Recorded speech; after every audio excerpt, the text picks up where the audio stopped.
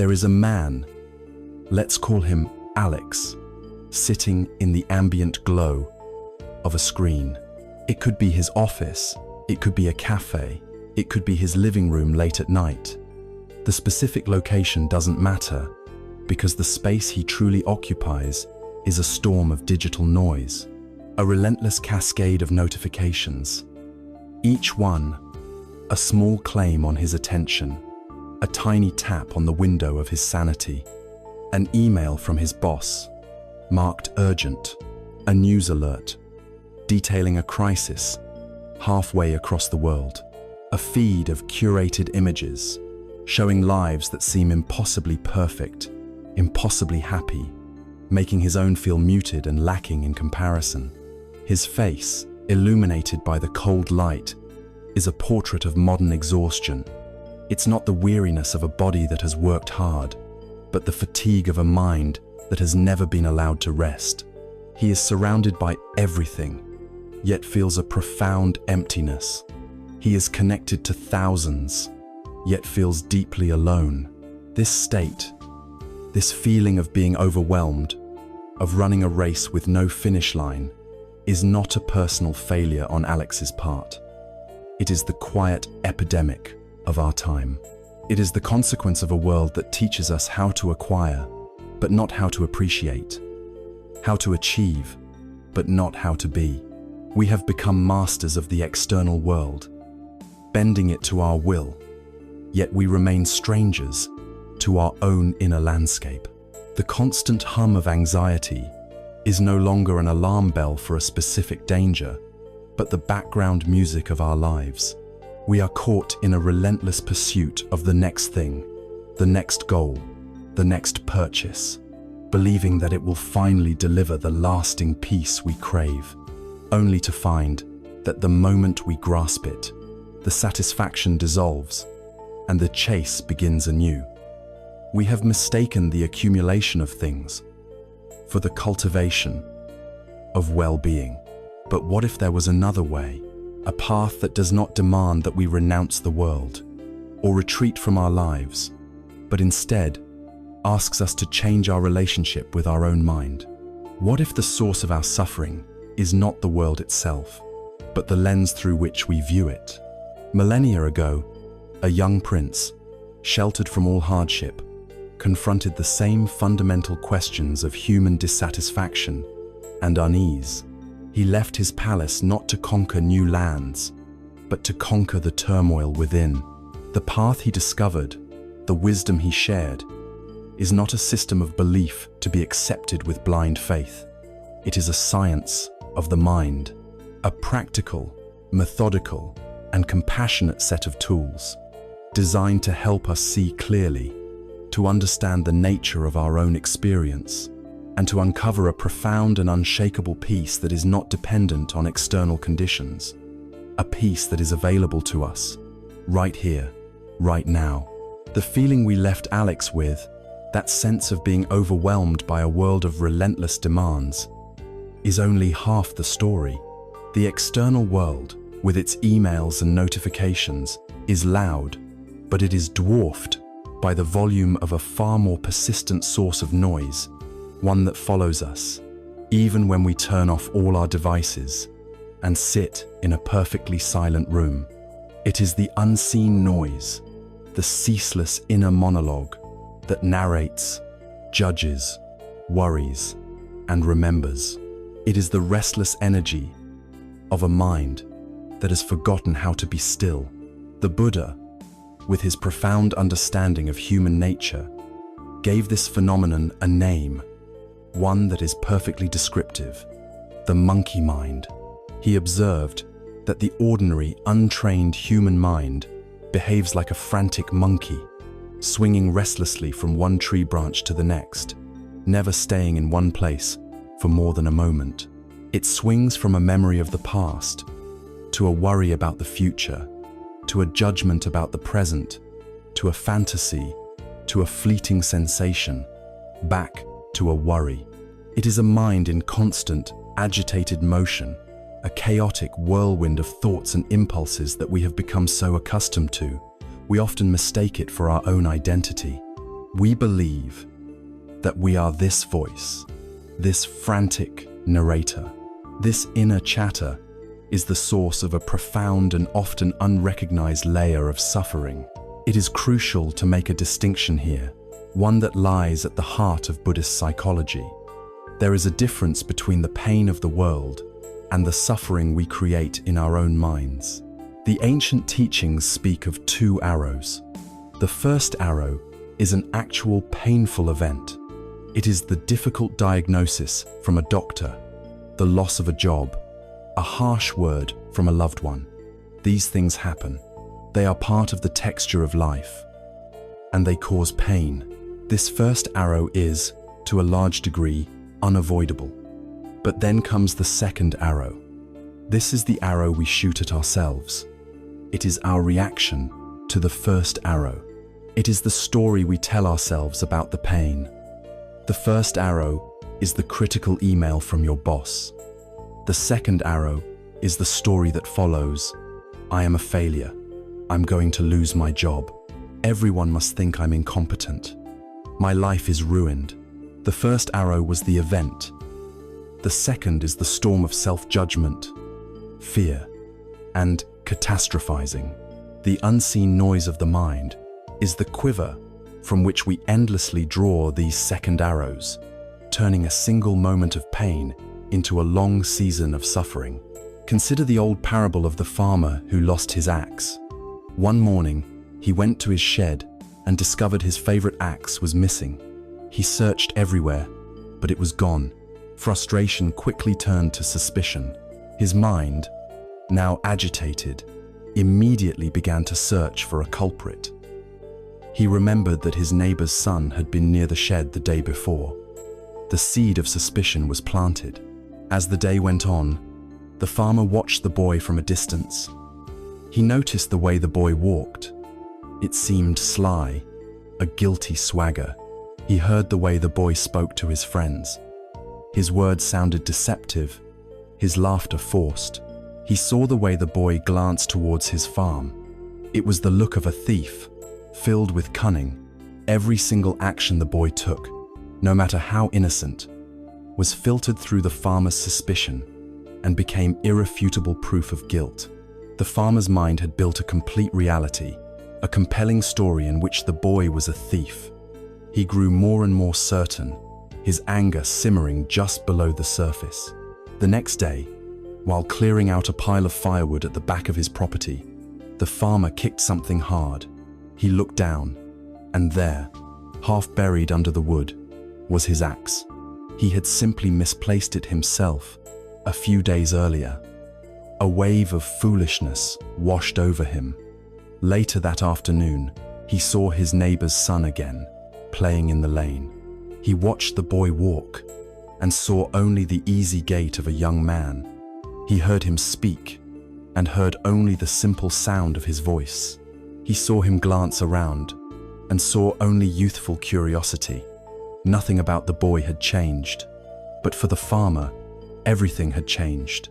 The boy was no longer a thief. He was just a boy. We are all this farmer. Our mind is constantly losing its axe. The lost axe can be an insecurity about our intelligence, a fear of being unlovable, a deep-seated belief that we are not enough. And once that axe is lost, we project its story onto the world. We see our boss's neutral expression and interpret it as disapproval. We hear a friend's casual comment and twist it into a personal slight. We experience a minor setback and see it as confirmation of our own inadequacy. The unseen noise is this constant, exhausting process of projecting our inner state onto outer reality, and then reacting to that reality as if it were an objective truth. We live in a world built not of facts, but of our interpretations. This leads to the most liberating insight of all. This noise, this frantic monkey mind, this suspicious farmer, is not who you are. The thoughts, feelings, and sensations that arise and pass away within you are not your fundamental identity. They are simply events in consciousness. They are like clouds passing through the vast, open sky. Sometimes the clouds are white and fluffy. Sometimes they are dark and stormy. But the sky is never the clouds. The sky is the space in which the clouds appear, drift, and dissolve. You are the sky. Your awareness is that vast, silent, and ever-present space. To believe that you are your thoughts is like the sky believing it is a single, dark storm cloud. It's a case of mistaken identity. The thoughts are transient weather patterns. They are not you. You do not have to believe them. You do not have to obey them. You do not have to fight them. And this reveals the first step on the path to inner quiet. The goal is not to declare war on the monkey mind, to try and force the inner narrator into silence. This approach is born from aggression and only creates more tension. Trying to forcibly stop your thoughts is like trying to flatten the waves of an ocean with an iron. It's a futile, exhausting struggle. The first step is not suppression, but awareness. It is simply to notice, without judgment, without criticism. It is to take a step back and become the watcher of your own mind. To observe the monkey as it swings from branch to branch. To listen to the farmer as he spins his tales of suspicion. You simply notice, there is a thought of worry. There is a feeling of anger. There is the story of not being good enough. In the simple act of noticing, something miraculous happens. A space is created. A gap appears between the observer and the observed, between the sky and the cloud. In that space, there is freedom. The thought is no longer an unquestioned command, but simply a suggestion, a bit of mental weather. By turning the gentle light of awareness onto the inner noise, you are not fighting it. You are simply seeing it for what it is, an impersonal, conditioned pattern of energy. And in the light of that seeing, the noise begins to lose its power. It no longer owns you. We have now taken the first crucial step. We have pulled back the curtain on the inner workings of our own unease, identifying the ceaseless mental static that drains our energy and colors our perception of the world. We have seen how our minds, like the suspicious farmer, construct entire realities from the raw material of our fears and beliefs. And we have discovered the profound truth that we are not this noise, and that the first taste of freedom comes simply from observing it. This naturally leads to a deeper inquiry. If this mental noise is a constant feature of our lives, what feeds it?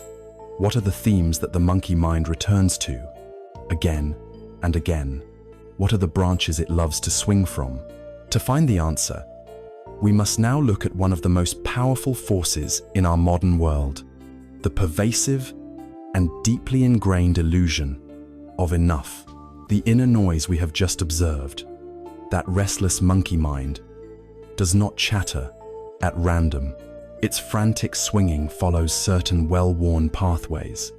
Its voice speaks with recurring themes. If we listen closely to its whispers and its shouts, we will hear the constant, pervasive refrain of I want, I need, if only I had. The mind is fueled by desire, and the world we have built is a grand temple dedicated to its worship. We are born into a civilization that hands us a map to happiness, and on this map, all roads lead through the marketplace. We are taught, from our earliest moments, that peace is a product to be purchased, that contentment is a destination to be reached, and that the toll for this journey is endless acquisition. This is the great illusion of enough, the foundational myth of our age, and it is a subtle and powerful trap. Psychologists have a modern term for this trap, the hedonic treadmill. It describes a phenomenon that Buddhist thinkers observed over 2.5 millennia ago. We believe that a specific achievement or acquisition will bring us a lasting state of happiness. So we begin to run on the treadmill. We work harder for the promotion, We save diligently for the bigger house. We dream of the faster car. The effort is immense, fueled by a vivid image of the profound satisfaction that awaits us at the finish line. Then, one day, we arrive. We get the promotion. We buy the house. We drive the car off the lot. A wave of euphoria washes over us. This is it. We made it. But then, something strange happens. The euphoria fades. The thrill subsides. The new car becomes just the car. The bigger house becomes just the house. The higher salary becomes the new baseline.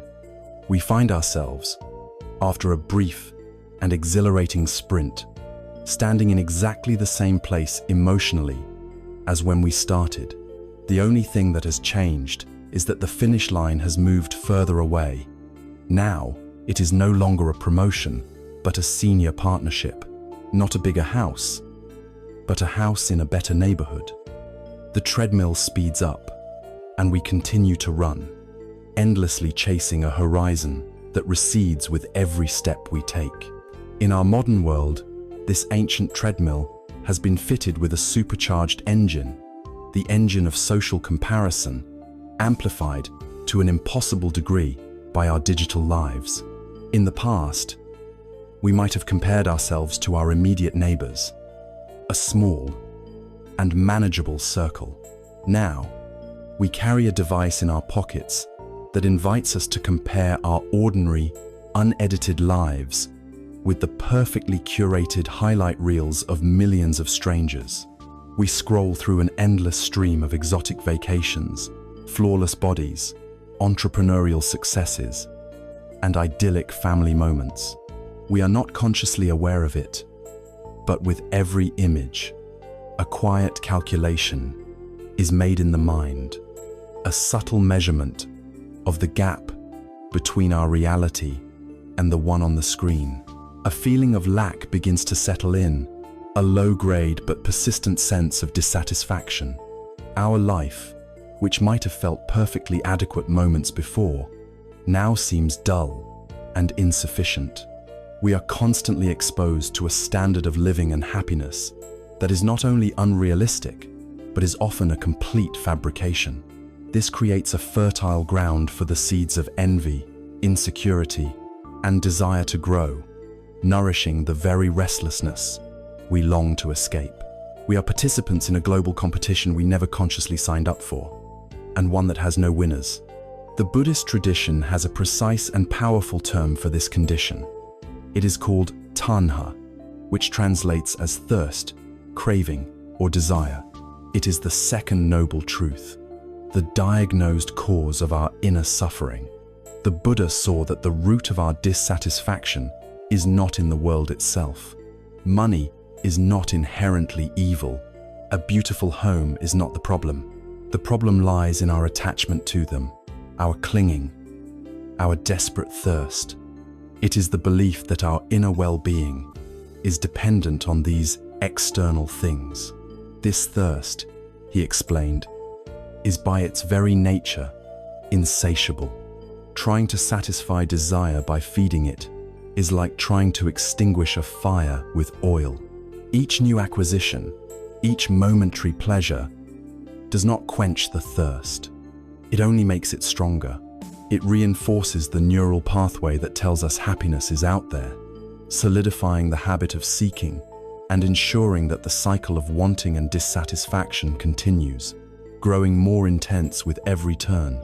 To illustrate this state of being, Buddhist cosmology offers a powerful and unsettling image, the realm of the hungry ghosts, or pretas. A hungry ghost is a being cursed with an enormous, distended stomach, representing a vast and bottomless appetite. Yet, it has a throat as thin as the eye of a needle, meaning it can never take in enough to satisfy its cavernous hunger. It is tormented by desire. It wanders a desolate landscape, constantly seeing things that promise relief.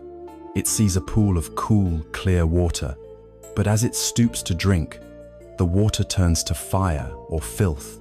It sees a tree laden with luscious fruit, but as it reaches out, the fruit withers to dust. The hungry ghost is a being trapped in a state of perpetual, agonizing frustration. Its suffering is not caused by a lack of things to desire, but by the very structure of its being, which makes satisfaction impossible. This is not just a myth from an ancient culture. The hungry ghost realm is not a physical place. It is a psychological state, one that is terrifyingly familiar to the modern consciousness. We become a hungry ghost every time we scroll through our social media feeds, feeling a pang of envy and inadequacy.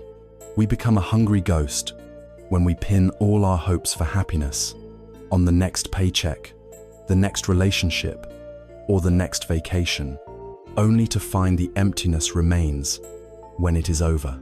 We inhabit that realm of torment when we live with a giant belly of wanting and a needle-thin throat of contentment. The entire consumer economy is built on keeping us in this state, constantly creating new thirsts, new hungers, and promising that this next product, this next experience, will finally be the one to quench it. But it never does. The way off the treadmill, the way out of the hungry ghost realm, is not to run faster. It is to stop running altogether. It requires a radical re-evaluation of our most fundamental beliefs. It demands that we redefine wealth itself. The wisdom of this path suggests that true wealth is not having everything you want, but wanting everything you have.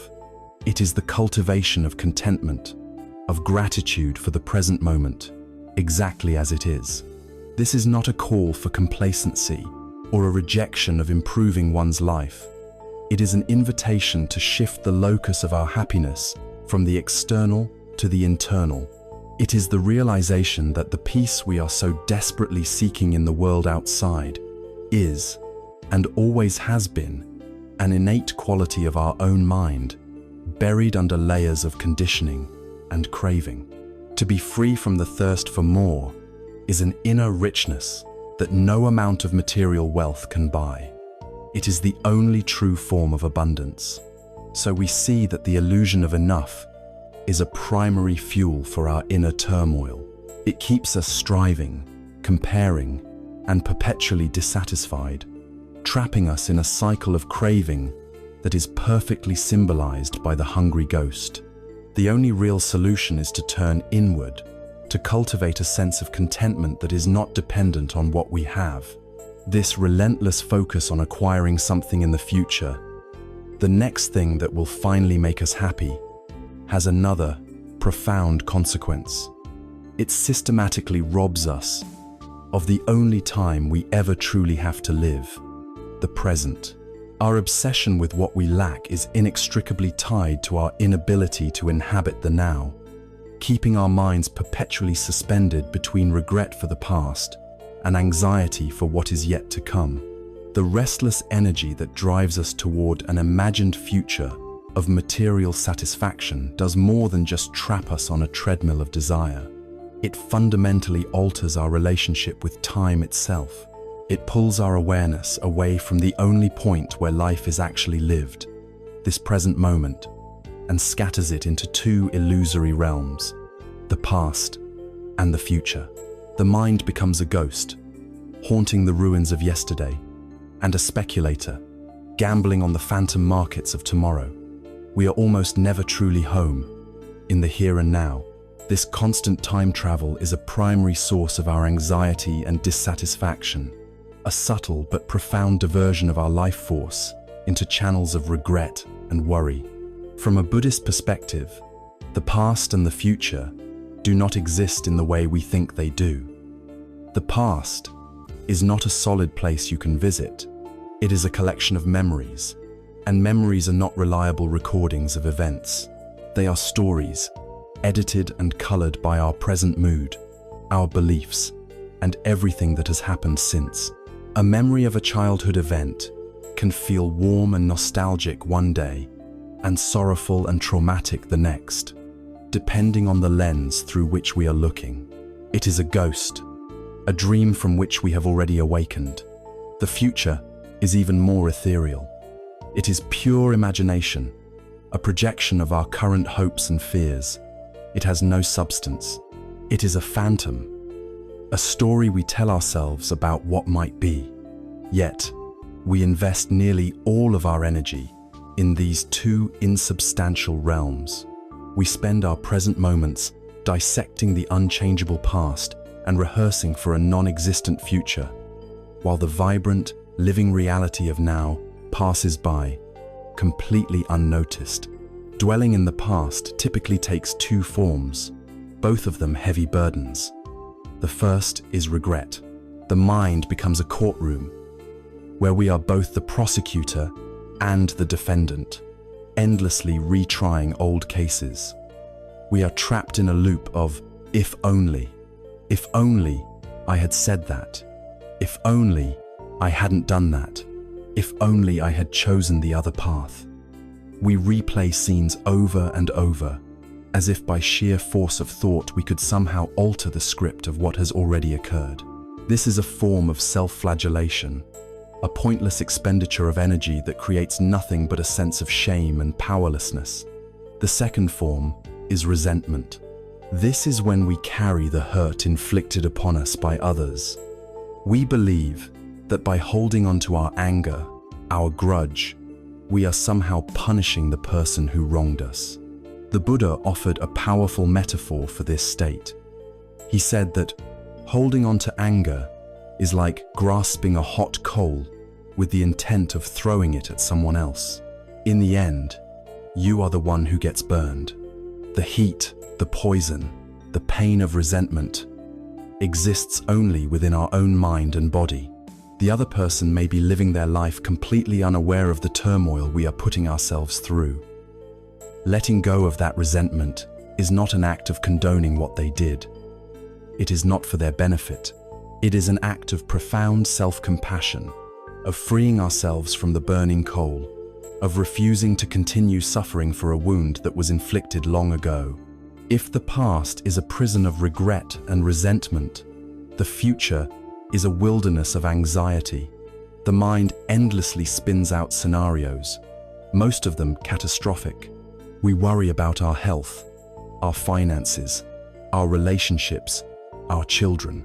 We live through 1,000 imagined tragedies. Mark Twain once quipped, "I am an old man and have known a great many troubles, but most of them never happened." This perfectly captures the nature of worry. It is, as one modern saying goes, like paying interest on a debt you may never have to owe. Our nervous system, however, does not know the difference between a vividly imagined threat and a real one.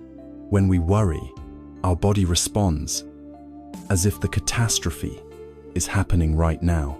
It floods our system with stress hormones like cortisol and adrenaline, preparing us for a fight or a flight that never comes. This chronic state of low-grade fear is exhausting. It depletes our resources, compromises our health, and clouds our judgment, making us less capable of dealing with the actual, tangible challenges that are right in front of us. There is a famous Zen story that perfectly illustrates this entire dynamic. Two monks, one senior and one junior, were on a long walking journey. They had taken strict vows, one of which was to avoid all physical contact with women. After walking for many hours, they came to a river where the current was strong. A young woman stood by the bank, hesitating, afraid to cross. Seeing her plight, the senior monk, without a moment's hesitation, walked over to her. He lifted her into his arms, carried her across the churning water, and gently set her down on the far bank. He then bowed and continued on his way. The junior monk was speechless with shock and disapproval. His mind exploded with judgment. How could he do that? He has broken our sacred vows. What a terrible example. For the next several hours, as they walked in silence, the junior monk was consumed by his inner turmoil. He replayed the scene in his mind 100 times. He rehearsed the speech he would give his master. His face was tense. His steps were heavy. He was carrying the weight of his own indignation. Finally, near sunset, he could bear it no longer. He burst out, "Master, I must speak. Back at the river, you broke our vows. You touched a woman. You carried her." The senior monk stopped, looked at his young companion with a calm, compassionate gaze, and replied softly, "I left the woman by the river hours ago. Are you still carrying her?" This story reveals our condition with piercing clarity. We are the young monk. The events of our lives are the woman at the river. They happen, and then they are over. But we refuse to leave them behind. We carry them in our minds, adding layers of judgment, regret, and story. We are weighed down, not by life itself, but by the mental baggage we refuse to set down. The freedom demonstrated by the senior monk is the freedom of living in the present. He dealt with the situation as it was, with compassion and efficiency, and when it was over, it was over. His mind was as clear and unburdened as the sky after a storm. How then do we learn to set down our own burdens? How do we return from the ghostly realms of past and future and arrive home in the present? The path back is through the body. While the mind is a time traveler, the body is an anchor, forever moored in the reality of the here and now. The simplest and most powerful tool we possess is our own breath. The breath is never in the past. It is never in the future. It is always happening in this very moment. When you find yourself lost in a storm of worry or a fog of regret, you can gently bring your attention to the simple, physical sensation of the breath entering your body and the breath leaving your body. You don't have to change it or control it. Just feel it. In that simple act of feeling, you have returned home. Another anchor is the field of sensation throughout your body. The feeling of your feet planted firmly on the ground, the sensation of the chair supporting your weight, the feeling of the air on your skin. These are not ideas or memories. They are direct, living experiences happening right now. Grounding your awareness in these physical anchors pulls your energy out of the abstract world of thought and back into the living reality of the present. Our journey so far has revealed a clear picture of our inner landscape. We've uncovered the constant mental noise and seen how it projects false realities. We've explored the insatiable thirst for more that keeps us on a treadmill of dissatisfaction. And now, we've seen how our minds abandon the present, the only place of true vitality, to dwell in the unreal worlds of yesterday and tomorrow. This detailed map of our unease, the state of being agitated, unfulfilled, and absentis, not a collection of random, unrelated problems. From the perspective of Buddhist wisdom, these are all symptoms of a single, fundamental condition of human existence. It is the first great diagnosis offered by this science of the mind, a truth so central that it forms the very foundation of the path to liberation. It is time now to name this condition directly, to look at it without fear, and to understand it not as a pessimistic judgment, but as a compassionate and realistic starting point for true healing. The path of our inquiry has led us through the noisy corridors of the mind, past the deceptive allure of a future satisfaction that never arrives, and into the shadowlands of past and future where we spend so much of our lives. We have examined these states of inner noise, of craving, of being absent from our own lives, and we have seen them not as isolated flaws, but as interconnected symptoms. Now, we arrive at the heart of the diagnosis. We are ready to look directly at the fundamental condition that these symptoms point towards. This is the first and most essential of the Four Noble Truths, the cornerstone of the Buddha's teaching. It is the truth of dukkha, When translated into English, dukkha is often rendered as suffering. This single word, however, is a poor and incomplete container for such a vast concept. Hearing it, the Western mind often recoils, concluding that Buddhism is a pessimistic, morbid philosophy that declares life to be nothing but pain and misery. But this is a profound misunderstanding. To truly grasp the first noble truth, we must approach the word dukkha not as a final verdict, but as a doctor's nuanced diagnosis. Its meaning is far more subtle than mere suffering. It includes that, of course, but it also means unsatisfactoriness, unease, stress, friction, the feeling that things are just not quite right, that something is fundamentally out of joint. It is the inherent instability of a life built on fleeting conditions. To acknowledge the truth of dukkha is not to be a pessimist, it is to be a realist. It is to finally stop pretending that a life of constant change and uncertainty can provide a permanent and stable happiness. It is the courage to look at our experience as it truly is. The teachings break down this universal condition into 3 distinct categories, each one moving from the obvious to the incredibly subtle. The first is dukkha, the dukkha of painful experiences. This is the most straightforward and recognizable form. It is the pain of the body, sickness, injury, the aches of aging, the finality of death. It is the pain of the mind, grief at the loss of a loved one, the sting of disappointment, the despair of failure, the frustration of not getting what we want. It is the first arrow we spoke of earlier, the raw, overt, and unavoidable pain that is simply a part of being a biological creature in the world. No one is immune to this, and it requires little explanation. The second category is more subtle. It is viparinama dukkha, the dukkha of change, or the suffering inherent in pleasant experiences. This may sound contradictory.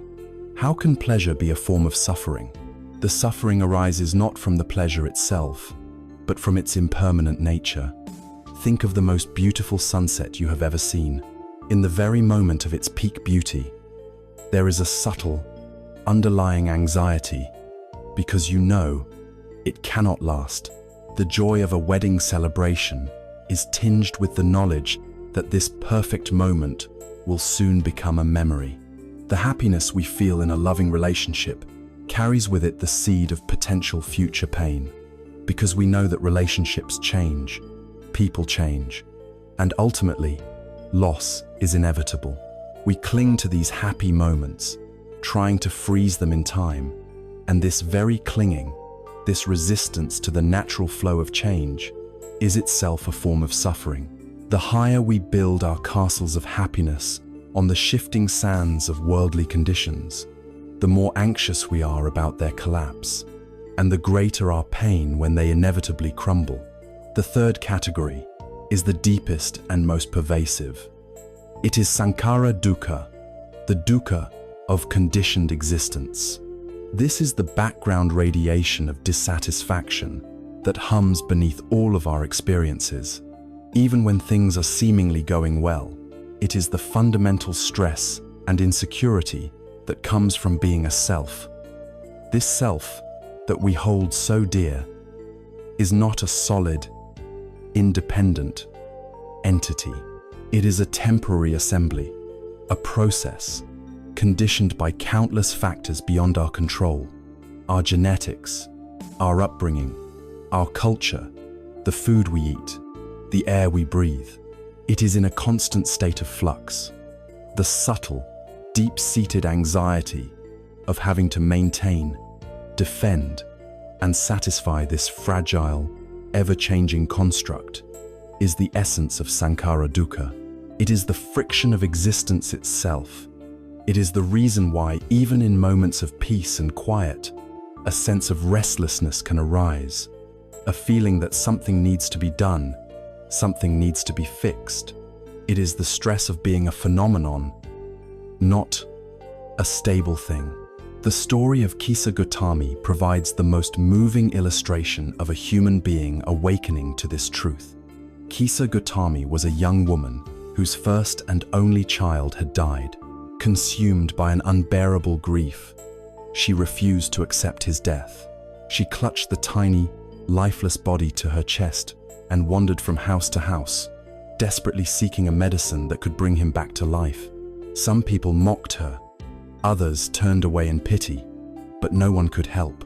Finally, a wise man saw her desperation and, taking pity on her, directed her to the one person he thought might have an answer, the Buddha. She ran to the grove where he was teaching, laid the body of her son at his feet, and explained her quest. The Buddha looked at her, not with judgment, but with an ocean of compassion. He told her that yes, he had a cure, but to make the medicine, he required one special ingredient. She must go into the village and bring him back a single mustard seed. Overjoyed, Kisa Gotami agreed, but as she was about to leave, the Buddha added one condition.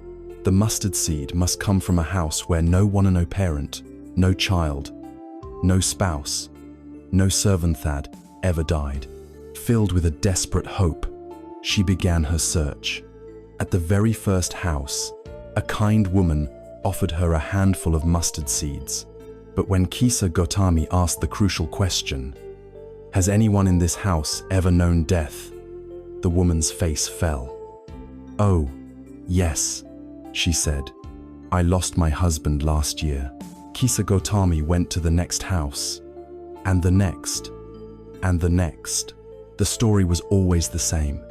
Every family had a story of loss. One had lost a daughter, another a father, another an aunt. House after house, she heard the same refrain: "The living are few, but the dead are many. Do not remind us of our deepest grief." As the day wore on, her frantic hopes slowly began to transform into a dawning understanding. She sat at the edge of the village as evening fell, watching the lights in the houses flicker on, one by one. She watched them for a time, and then she saw them flicker off, one by one, into the darkness. In that moment, a profound realization washed over her. Death was not her unique, private tragedy. It was the universal law of all conditioned things. It was a shared truth of existence. Her personal grief, so sharp and isolating, began to dissolve into a vast, compassionate understanding for all beings caught in this cycle of birth and death. She had found the mustard seed of truth, not in any house, but in her own awakened heart. She returned to the Buddha, no longer a desperate mother seeking a miracle, but a woman who had seen the nature of reality. The first noble truth, the truth of dukkha, is this mustard seed. To acknowledge it is not to surrender to despair.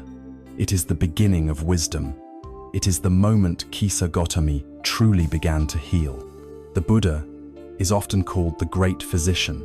No good doctor begins treatment by lying to the patient or minimizing their illness. A true physician first makes a clear and honest diagnosis. The diagnosis of dukkha is this courageous first step. It is a compassionate acknowledgement of the fundamental ailment of our conditioned existence. It gives a name to the dissatisfaction we have long felt, but could not articulate. By looking this truth squarely in the face, we are not left hopeless.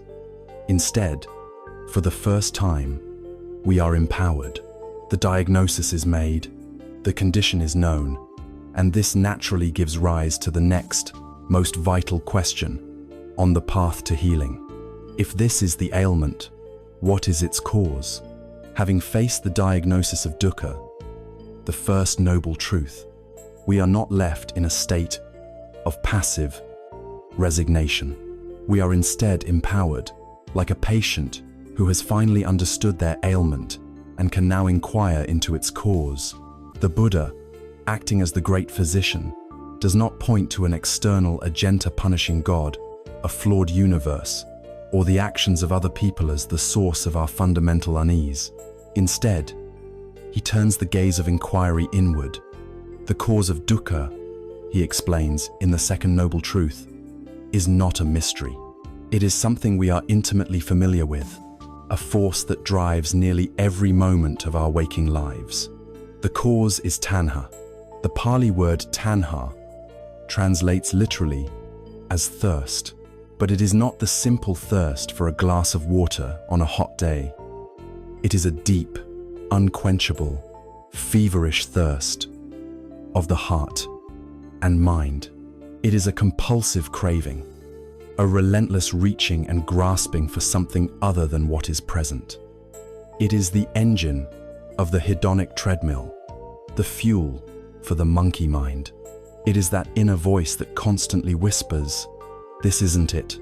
Happiness is over there. If only I had that. If only I were that. If only that would go away, then I would be at peace." This inner thirst is the architect of our suffering, the blueprint from which we construct our own prisons of dissatisfaction. The teachings identify three distinct, though interwoven, forms of this powerful thirst, showing how it permeates every aspect of our experience. The first and most obvious form is kama tanha, the craving for sense pleasures. This is the thirst of our five senses for pleasant experiences. It is the desire for delicious tastes, beautiful sights, harmonious sounds, pleasant smells, and agreeable physical sensations. It also extends to mental pleasures, such as the desire for praise, admiration, and a positive reputation. Our entire consumer culture is a massive, sophisticated machine designed to stimulate and exploit kama tanha. It constantly presents us with new objects, new experiences, and new flavors, promising that this next indulgence will finally deliver lasting satisfaction. We chase these fleeting pleasures, and for a moment, they may gratify us. But like scratching an itch, the act of gratifying the desire only serves to reinforce the underlying habit of craving, ensuring that the thirst soon returns, often stronger than before. We become addicted to the cycle of wanting and getting, a cycle that can never lead to a stable peace, because its objects are, by their very nature, temporary. The second form of thirst is deeper and more subtle. It is bhavatana, the craving for being or becoming. This is not just the desire to have pleasant things. It is the desire to be a certain way. It is the deep, instinctual drive of the ego to continue, to expand, to solidify its own existence. It is the thirst to become successful, to become important, to become loved, to become enlightened. It is the force behind our ambition, our striving, our relentless self-improvement projects. It is the desire to carve out a permanent, secure identity for ourselves in a world that is fundamentally impermanent and insecure. This craving for being is what fuels our anxiety about the future, our fear of failure, and our obsession with our own story. We construct an idea of who we want to be, and then we suffer because our real-life experience constantly falls short of this idealized self-image. It is the thirst for a fixed existence in a universe that is defined by flow. The third form is the shadow of the second. It is vibhava tanha, the craving for non-being or non-existence. This is the desire for annihilation. When the pain of existence becomes too great, when the self we have constructed becomes a source of unbearable torment, when our craving for pleasure and being is constantly frustrated, a new thirst arises, the thirst to escape. It is the desire for it all to just stop. This can manifest in many ways, as apathy and nihilism, as a retreat into addiction to numb the pain, or, in its most extreme form, as the desire to end one's own life. It is the ultimate aversion, a desperate pushing away of experience itself. But here lies a profound paradox. The desire to not exist is still a form of desire. The will to end it all is still an act of will. It is the ego's final, desperate attempt to control its own unbearable reality. It is not a craving for true peace, which is a state of vibrant, accepting presence, but a craving for oblivion. This constant thirst, in all its forms, inevitably leads to a state of upadana, which means clinging or attachment. Craving, tanha, is the reaching out for something. Clinging, upadana, is the tightening of the fist, the refusal to let go once we have it, or the violent pushing away of what we don't want. We suffer, not because we experience pleasure and pain, but because we cling to pleasure and have an aversion to pain. We suffer not because life changes, but because we desperately want it to be permanent and stable, in direct opposition to its true nature. This clinging is the friction between our desires and reality. It is the true source of the fire that burns us. There is a simple story told of a young fish swimming anxiously through the currents of the ocean. He seems agitated, darting here and there, a look of frantic concern in his eyes. He approaches a wise, old fish who is floating calmly in the deep. "Excuse me," the young fish says, his gills fluttering with effort. "You are older and wiser than I. Can you please tell me where I can find this thing they call the ocean?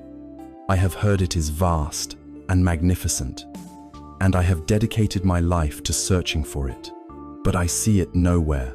The wise fish looks at the young one with a gentle, knowing gaze.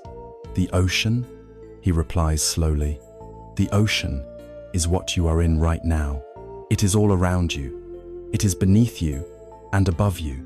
It flows through you. There is nowhere you can go that is not the ocean. Your frantic search is the only thing that prevents you from realizing it. We are this young fish.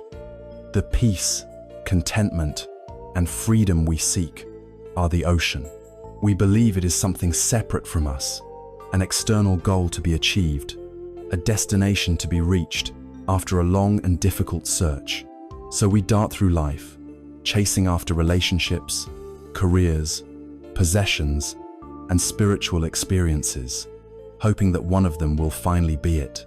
We are looking for happiness, but our very looking is driven by the thirst, the tanha, that creates our unhappiness.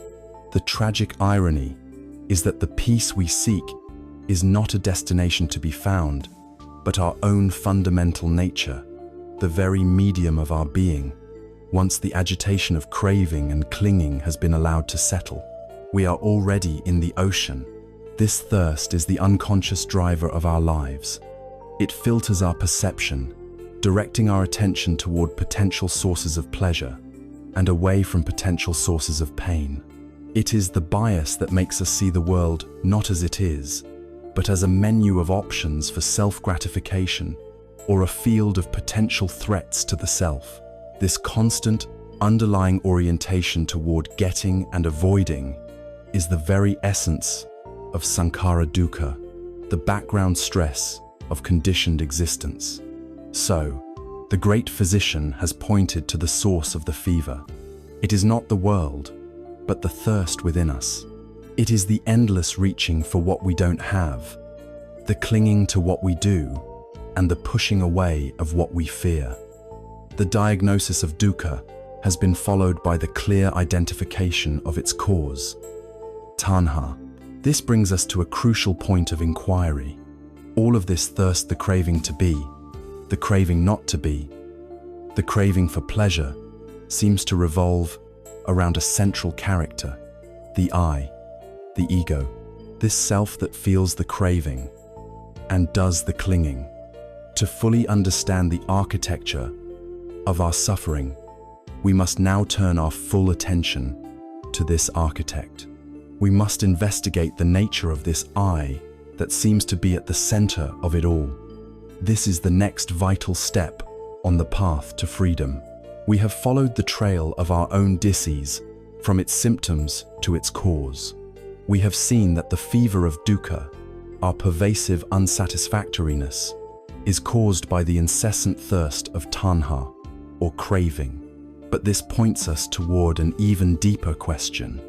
All of this craving the desire for pleasure, the desire to become something, the desire to escape, seems to serve a single, central character. It is the protagonist in the drama of our life, the hero of every story we tell ourselves. That character is the I, me, myself. It is this I that wants to be happy, this I that fears pain, this I that feels pride and shame. To fully comprehend the architecture of our suffering, we must now turn the lens of our inquiry upon this architect.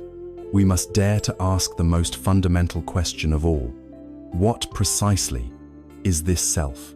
The wisdom of the Buddha offers an answer here that is both profoundly challenging to our ordinary way of thinking and ultimately deeply liberating. This teaching is called anatta, or no self. This does not mean that you do not exist. It does not mean that you are a void. When you are asked your name, you give it. You have memories, a body, and a unique personality. Buddhism does not deny this conventional, functional self. The problem, the root of the delusion, is that we mistake this conventional self for something it is not. We believe that somewhere inside this body and mind, there is a permanent, unchanging, independent entity, a core being, a soul, a little person in the control room who is the thinker of the thoughts, the feeler of the feelings, and the master of the experience. We believe we are a noun, a fixed thing. The teaching of anatta suggests we are, in fact, a verb, a dynamic and unfolding process. To make this clear, the Buddha analyzed the human experience, breaking down what we call a person into 5 distinct components, known as the 5 aggregates, or skandhas. He invites us to look for the self in each of these, to see if we can find a permanent owner of the house. First, there is form, or rupa. This is our physical body and the entire material world. Look at your body. Is this you? This body is in a constant state of flux. Cells are dying and being replaced at this very moment. It ages, it gets sick, it changes from moment to moment. It is composed of elements earth, water, fire, and air that are temporarily borrowed from the universe. If you are your body, which version are you? The body of a child, the body of a teenager, the body of an old person. It is a process, not an entity. We cannot find a permanent self here. Second, there is feeling, or vedana. These are the raw sensations that arise whenever there is contact between our senses and the world. They are categorized as pleasant, unpleasant, or neutral. A pleasant feeling arises, we enjoy it, and then it vanishes. An unpleasant feeling arises, we dislike it, and it too vanishes. Are you your feelings? If so, you would be a different person every single moment. You are happy, then sad, then bored. Feelings are like bubbles on the surface of water, arising and passing away with incredible speed. We cannot find a permanent self here. Third, there is perception, or sana. This is the faculty of recognition, the mental function that identifies and labels things. That is blue. This is a tree. That is the sound of a bird. Perception is conditioned by our past experiences and our language. It is not a pure window onto reality. Like feelings, perceptions are fleeting and dependent on conditions. They are not a stable foundation for a self. Fourth, there are mental formations, or sankhara. This is a broad category that includes all of our other mental habits, our thoughts, opinions, beliefs, biases, intentions, and volitions. This is where we most strongly feel the sense of me. My thoughts, my opinions, my plans. But if you watch your mind, you see that thoughts arise unbidden and disappear just as quickly. They are conditioned patterns, often inherited from our culture and family. They are not solid, and they are certainly not under the full command of a central CEO. We cannot find a permanent controlling self here either. Finally, there is consciousness, or vijnana. This is the basic awareness that makes it possible to know the other four aggregates.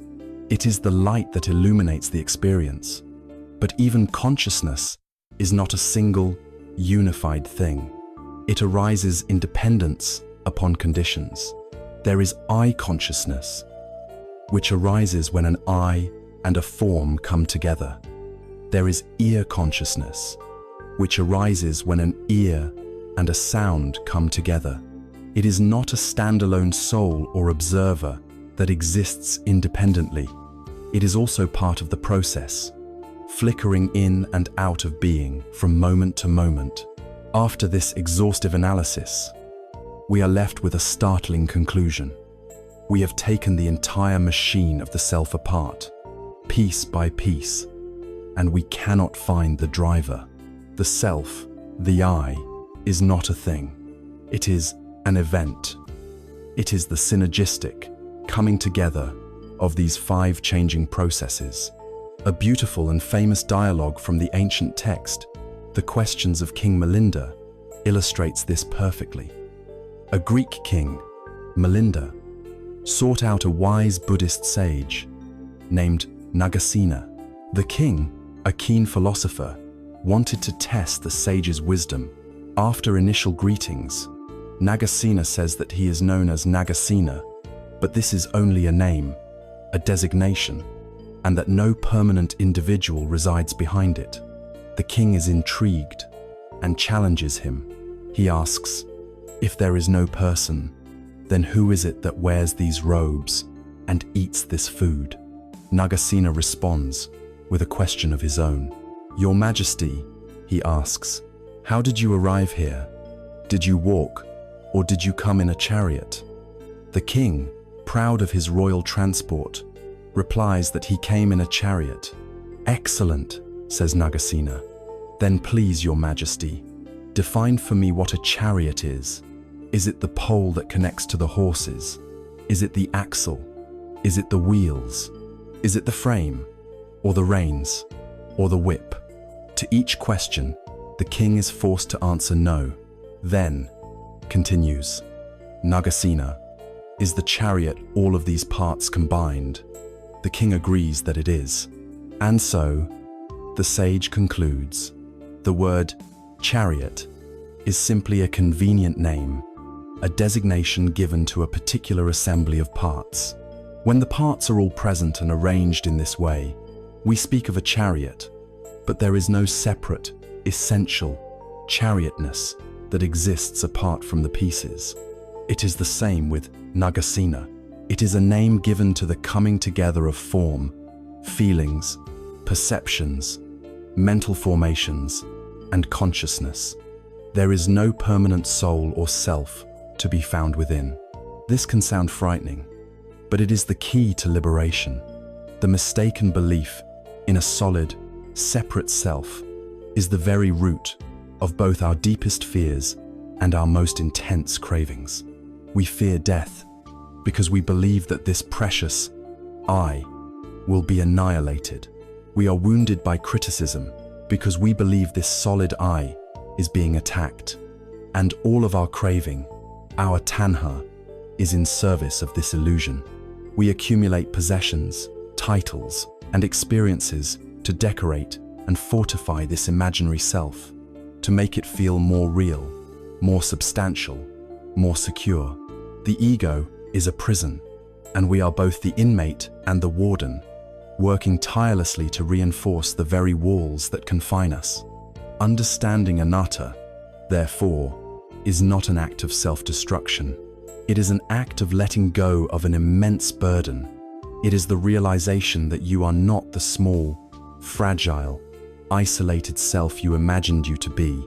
You are the entire process. You are as vast, interconnected, and dynamic as the universe itself.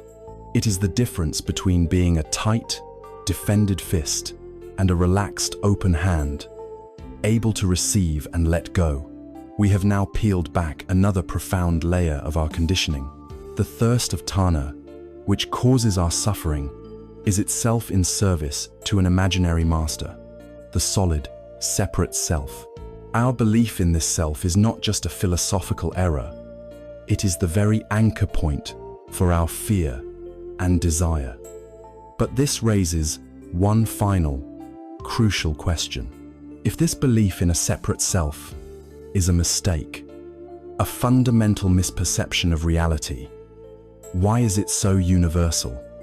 Why do we all fall for this illusion so completely? What is the nature of this primal blindness that keeps the entire cycle of suffering in motion? This leads us to the root of all roots, the ultimate source of our delusion, a state that Buddhism calls avijja ignorance. We have journeyed deep into the interior landscape of the mind, peeling back layers of cause and effect. We began with the palpable reality of our own dis-ease, the state of dukkha. We then uncovered its direct cause, the unquenchable thirst of tanha, or craving. We saw that this craving is in service to a central character, the I, and upon investigation, we discovered that this solid, separate self is an illusion, a temporary process we mistake for a permanent entity, the insight of anatta. This leads us now to the final and most fundamental question of the diagnosis. Why? Why do we make this mistake? Why do we cling to a self that isn't real and feed it with a thirst that only brings us suffering? The answer lies in the deepest root of all, the first link in the chain that binds us to the wheel of suffering. The answer is avijja. Avijja, a Pali word, is most often translated as ignorance. But as with dukkha, this English word can be misleading. This is not the ignorance of a person who lacks education or factual knowledge. One can hold advanced degrees in science, literature, and philosophy, and still be profoundly steeped in avijja. This is a spiritual ignorance, a fundamental blindness, a core misperception of the nature of reality itself. It is not an absence of information, but a presence of delusion. Perhaps a better metaphor is that of a veil, or a pair of colored glasses that we have worn for so long. We have forgotten they are there. We do not see the world as it is. We see a world distorted by the tint of our glasses, and we believe that distorted view to be the absolute truth. Avijja is this primordial state of not knowing, the darkness that allows the seeds of craving and clinging to sprout and flourish. This fundamental ignorance distorts our perception in three specific ways, creating the very conditions for suffering to arise. Firstly, we mistake the impermanent for the permanent. We live with an implicit assumption that things are stable and lasting.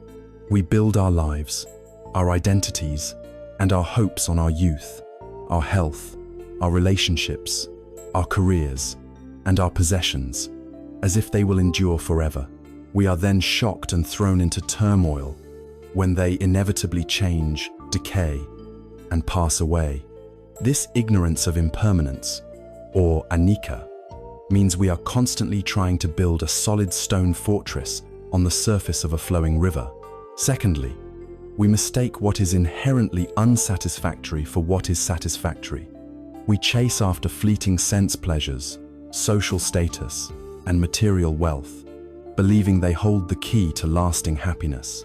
We are ignorant of the truth of dukkha, that these things, by their very conditioned and impermanent nature, cannot provide the deep, abiding peace we truly seek. We are like a thirsty person in the desert who, seeing a mirage, runs toward it, believing it to be a lake. The running only exhausts us further, and the destination, upon arrival, reveals itself to be nothing but shimmering, empty heat. Thirdly, and most crucially, we mistake what is not self for a self. This is the ignorance of anatta. We look at the dynamic, interdependent, and ever-changing processes of our body, feelings, perceptions, thoughts, and consciousness, and we superimpose upon them the idea of a solid, independent, continuous I. This is the core error, the central pillar of avijja. From this single mistaken belief, the entire architecture of suffering is built. Because we believe there is a self, we feel the need to protect it, which gives rise to fear and aversion. Because we believe there is a self, we feel the need to gratify it, which gives rise to craving and attachment. Avijja is the trunk of the poisonous tree, from which the branches of greed, hatred, and delusion grow. The Lotus Sutra, one of the great texts of Mahayana Buddhism, tells a poignant story that perfectly illustrates this state of ignorance and the possibility of awakening from it. The story is of a poor man who goes to visit a wealthy and compassionate friend.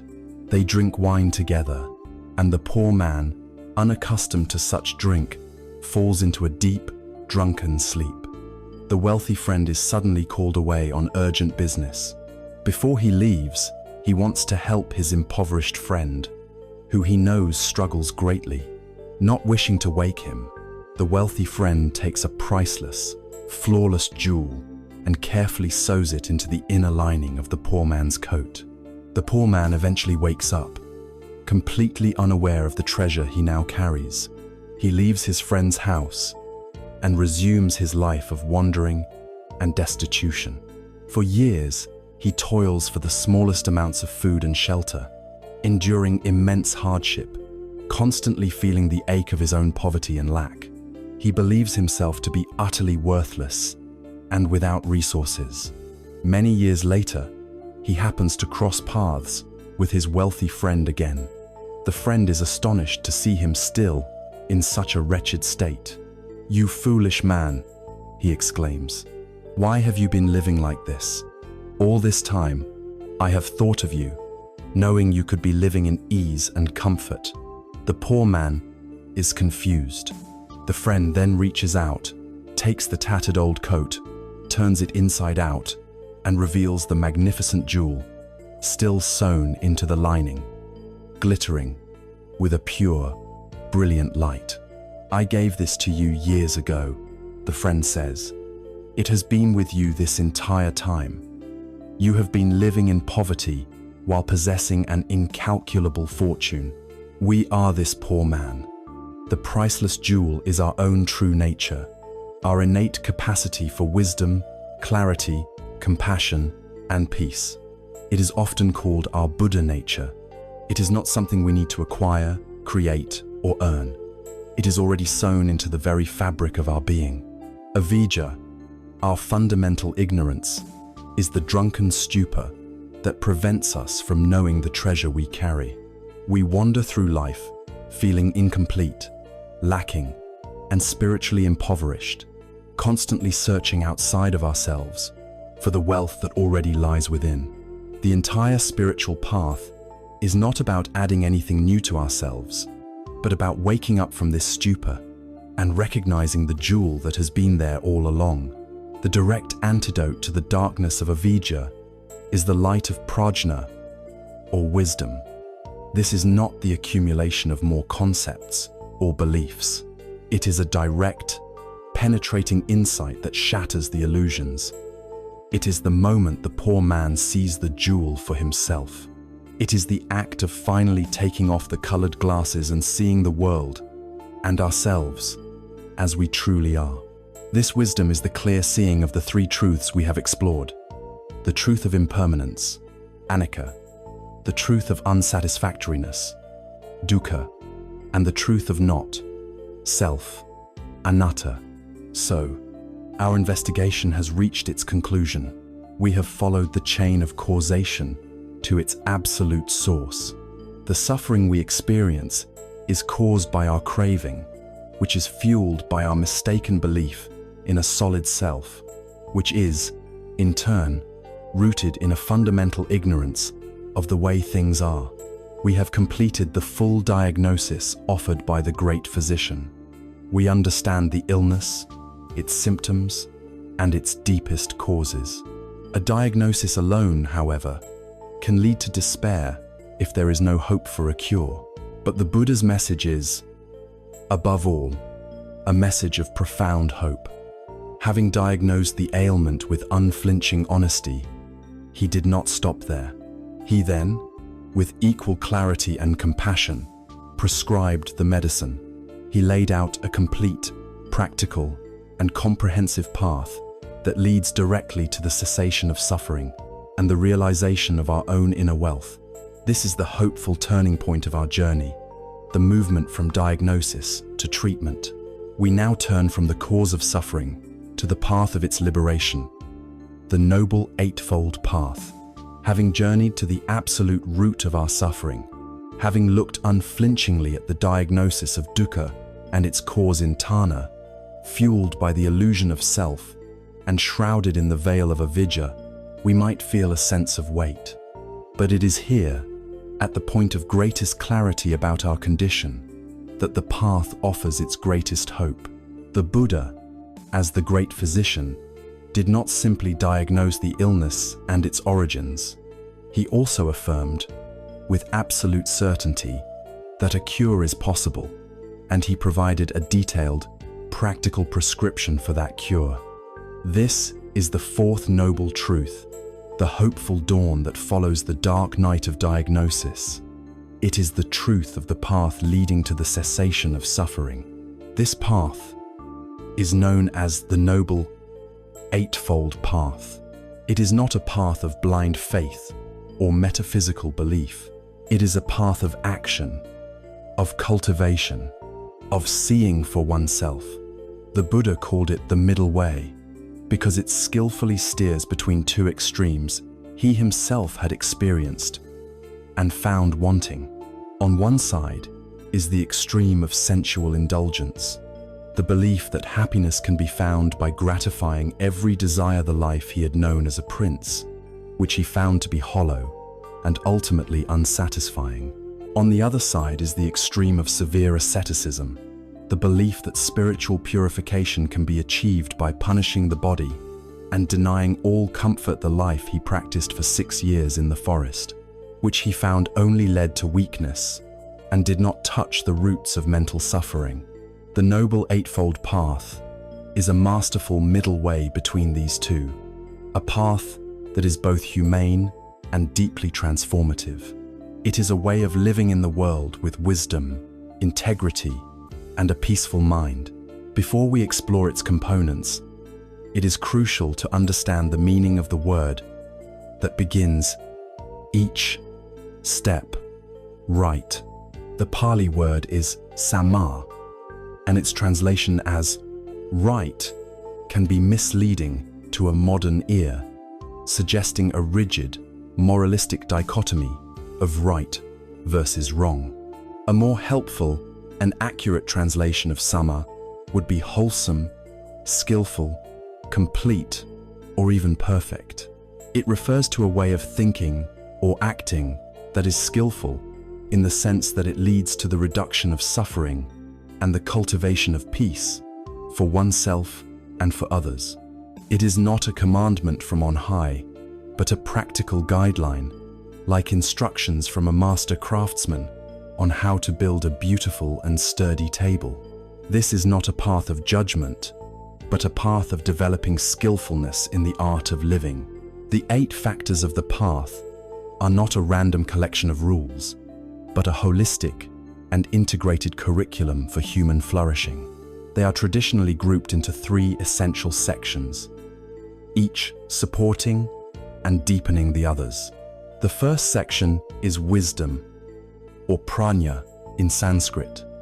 This is the foundation, the the guiding intelligence of the path.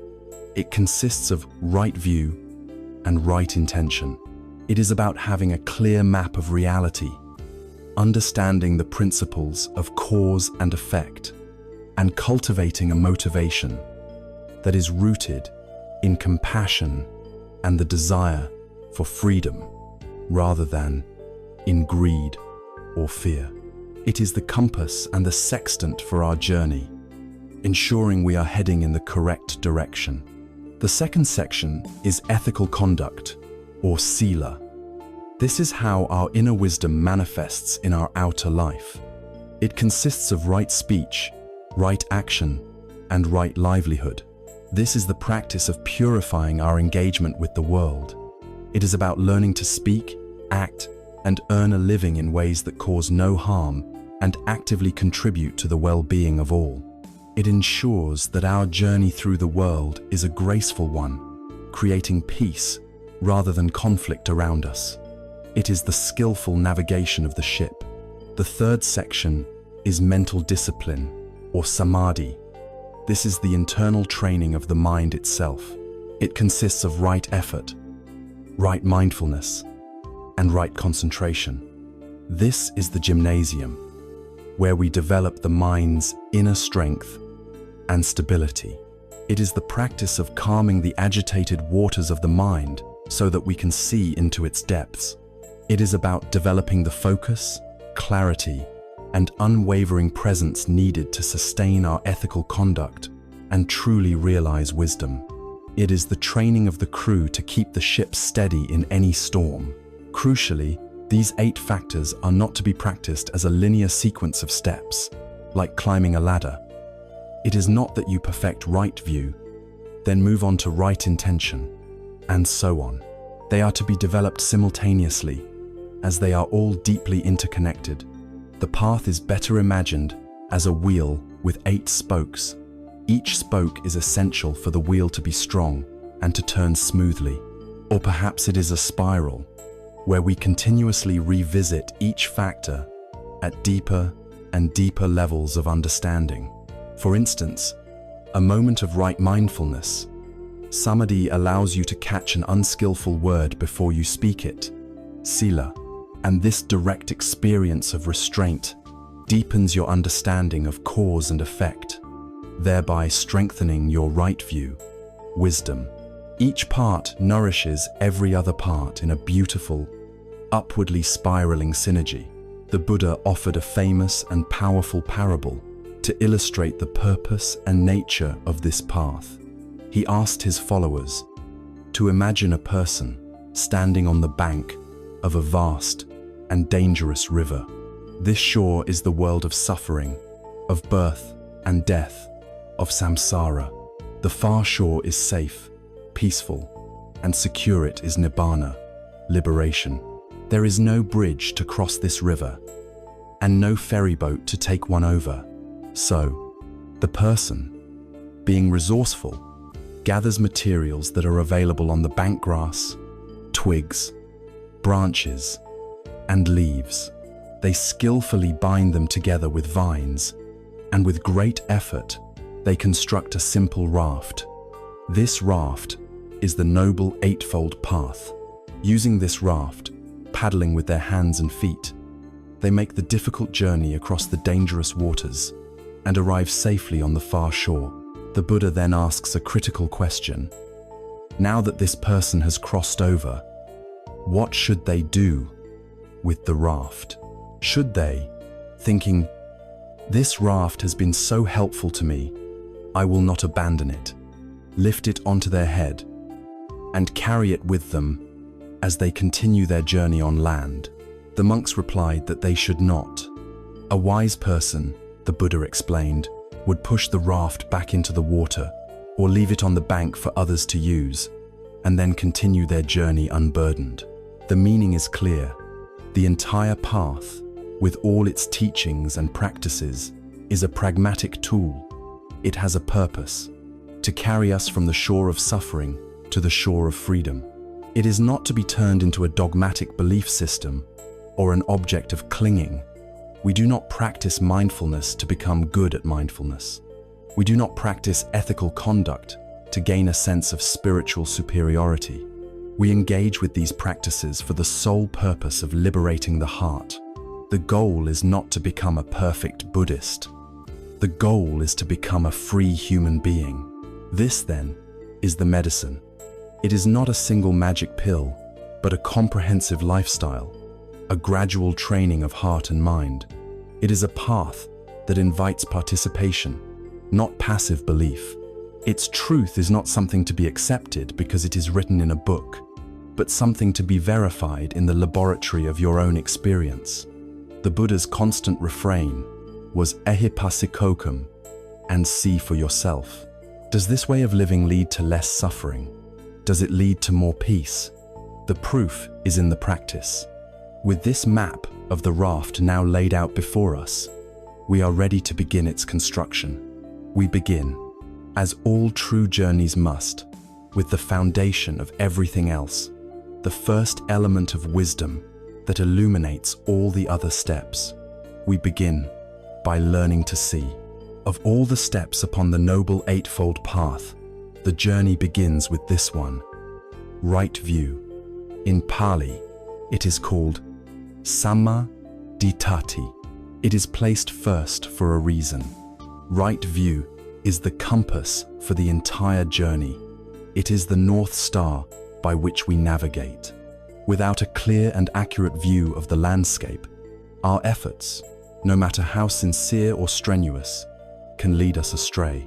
We could spend years walking with great determination, only to find we have been heading in the wrong direction or simply wandering in circles. Right view ensures that the energy we put into our journey is channeled effectively, that every step we take moves us closer to the shore of liberation. It is the foundation upon which the entire structure of a free and awakened life is built. It is essential to understand what right view is not. It is not the blind adoption of a set of beliefs or dogmas. It is not about becoming a Buddhist in name or memorizing scriptures to win philosophical debates. The path does not ask for faith in a deity or a creed. Rather, right view is the cultivation of a perspective, a way of seeing that aligns with reality as it actually is, not as we wish it to be or as we have been conditioned to see it. It begins as a working hypothesis, a plausible map handed to us by the Buddha, the great physician who has already walked the territory. He invites us not to worship the map, but to use it to explore the territory for ourselves and verify its accuracy in our own direct experience. The content of right view can be understood on several levels, but at its core, it is the clear comprehension of the very truths we have spent our journey so far uncovering. It is the understanding of the Four Noble Truths, the clear seeing of dukkha, the pervasive unsatisfactoriness of conditioned existence, the clear seeing of its cause in our own tanha, our thirst and clinging, the clear seeing that a cessation of this suffering is possible, and the clear seeing that the Noble Eightfold Path is the way to that cessation. To hold right view is to have this basic diagnostic framework firmly in mind. Furthermore, right view involves a clear understanding of the law of karma or karma. This is not a belief in fate or cosmic retribution. It is the simple, natural, and empowering understanding of cause and effect as it applies to our intentional actions. It is the realization that our intentions are seeds. Wholesome and skillful intentions, those rooted in kindness, generosity, and clarity, will inevitably ripen into experiences of happiness and peace. Unwholesome and unskillful intentions, those rooted in greed, hatred, and delusion, will inevitably ripen into experiences of suffering. This understanding is profoundly empowering because it reveals that we are not helpless victims of circumstance. We are the architects of our own lives. The future is not preordained. It is shaped, moment by moment, by the quality of our own hearts and minds. At its deepest level, right view is the direct, experiential insight into the three fundamental characteristics of all existence, often called the three marks of existence. It is the penetrating wisdom that sees anicca, impermanence, in all things, recognizing the constant flux of our bodies, our minds, and the world around us. It is the wisdom that sees dukkha, the inherent unreliability and stressfulness of clinging to anything in this state of flux. And it is the wisdom that sees anatta, not self, penetrating the illusion of a solid, separate I, and seeing instead an interdependent, ownerless process. To see these three marks clearly is to see the very mechanism of suffering and the path to its unraveling. The danger of a partial or wrong view is beautifully illustrated in a famous parable told by the Buddha about a group of blind men and an elephant. A king in a certain city gathered several men who had been born blind. He then commanded his servant to bring an elephant into the courtyard and instructed the blind men to apprehend it. One man was led to the elephant's head and touched its tusk, and he declared, "An elephant is like a hard, smooth spear." Another man was led to the ear and announced, "No, an elephant is like a large, rough fan." A third man touched the massive leg and stated with confidence, "You are both mistaken. An elephant is like a great, living pillar." The man who felt the trunk said it was a thick snake. The man who held the tail insisted it was a rope. The one who touched its broadside compared it to a solid wall. Having each experienced only one part of the elephant, they began to argue fiercely.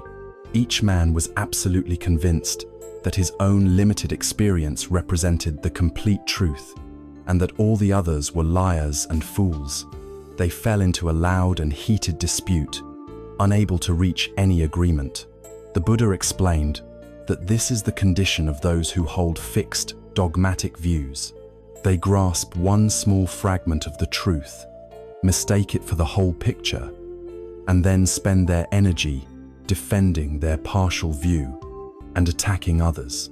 Right view is to be like the clear-eyed person who can see the entire elephant.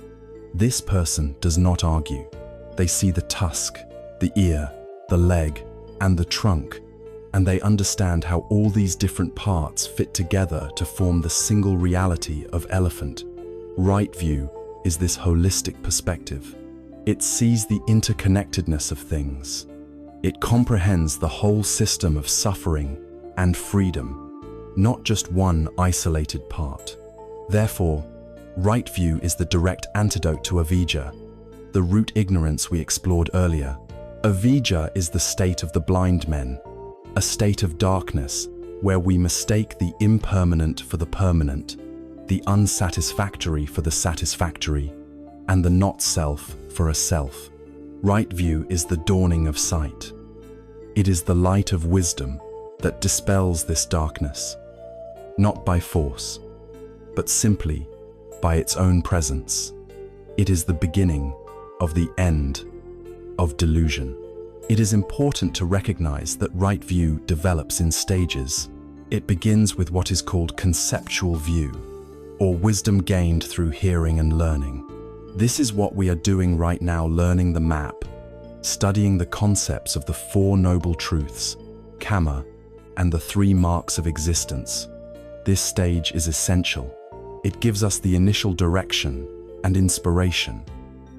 But the path does not end with intellectual understanding.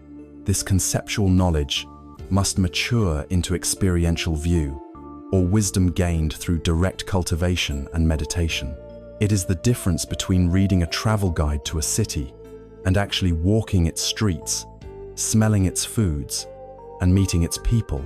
The other elements of the Eightfold Path, particularly the practices of mindfulness and concentration, are the means by which we transform our intellectual understanding into a deeply embodied, unshakable wisdom. Right view, then, is the lens that brings the world into focus.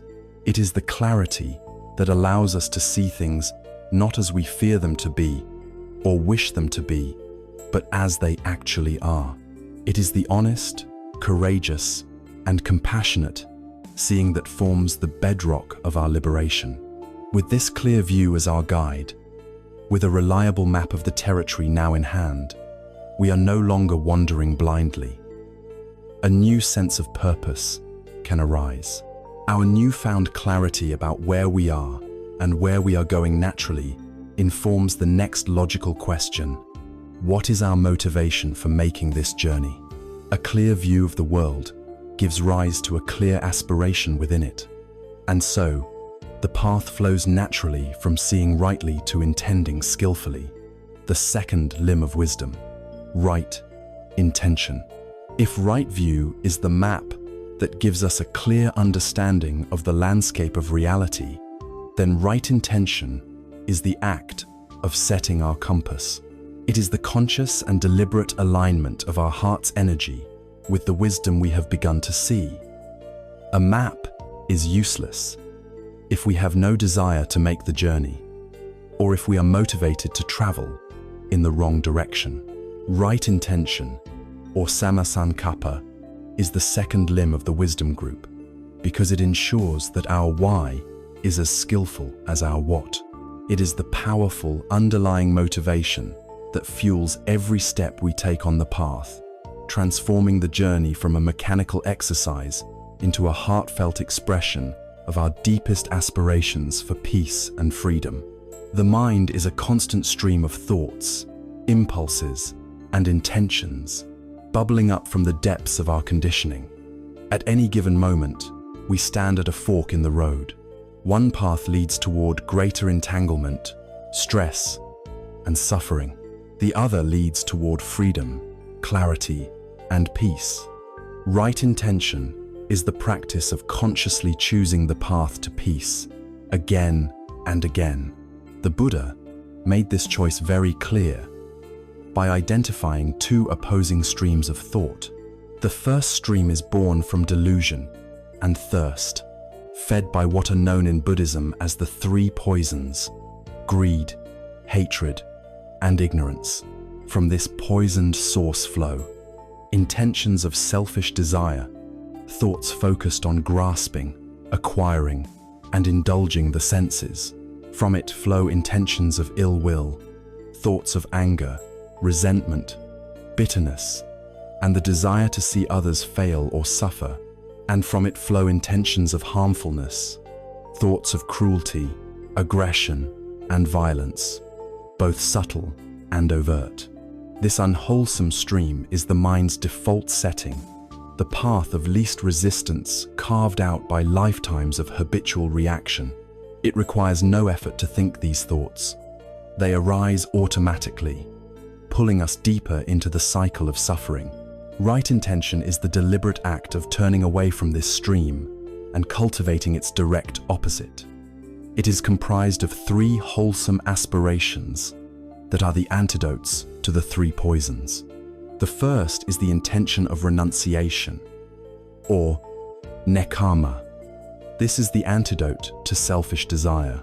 To a modern ear, renunciation might sound severe, conjuring images of self-denial and austere monasticism. But in this context, it is primarily an inner attitude. It is the intention to let go of our obsessive clinging to pleasures, possessions, and outcomes. It is the wisdom to see the stress inherent in constant wanting and the peace that comes from simplicity and contentment. It is the turning of the mind away from the frantic chase of "what can I get?" and toward the peaceful question of "what can I release?" It is the desire for freedom from the prison of our own cravings. The second is the intention of goodwill, or avyapada. This is the potent antidote to ill will. It is the active cultivation of what is known as metta, or loving kindness. It is the sincere and unconditional wish for the well-being and happiness of all beings. without exception. This includes our friends, our family, strangers, people we find difficult, and most importantly, ourselves. It is the conscious choice to replace thoughts of anger, irritation, and judgment with thoughts of warmth, friendliness, and acceptance. It is the intention to be a source of safety and kindness in the world, rather than a source of threat or animosity. The third is the intention of harmlessness, or avihisa. This is the antidote to cruelty and violence.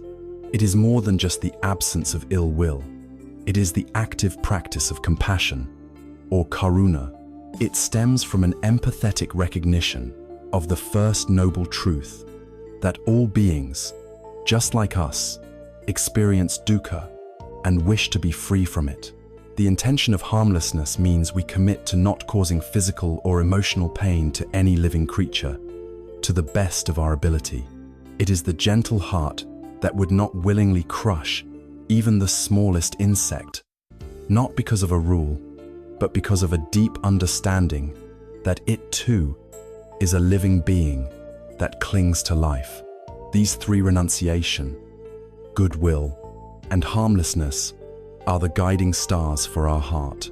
They are the new habits we intentionally cultivate. Every thought can be seen as a seed planted in the garden of the mind. Thoughts of greed, hatred, and cruelty are like toxic weeds. If left untended, they grow effortlessly and will eventually choke out all life and beauty. Thoughts of letting go, kindness, and compassion are like precious flowers or nourishing vegetables. They require our conscious attention and care. We must choose to plant these seeds, to water them with our attention, and to protect them from the weeds. The quality of our life, the very texture of our experience, is determined by the garden we choose to cultivate. Every word we will ever speak, and every action we will ever take, first begins as a tiny, silent seed of intention in the mind. There is a simple yet profound story that illustrates the supreme value of intention. One day, a great crowd had gathered to listen to the Buddha. People came from all over, and many brought offerings. Wealthy merchants brought rolls of fine silk. Landowners brought baskets of exotic fruits and fragrant foods, and others brought garlands of beautiful flowers. At the very back of the crowd stood an old, destitute man.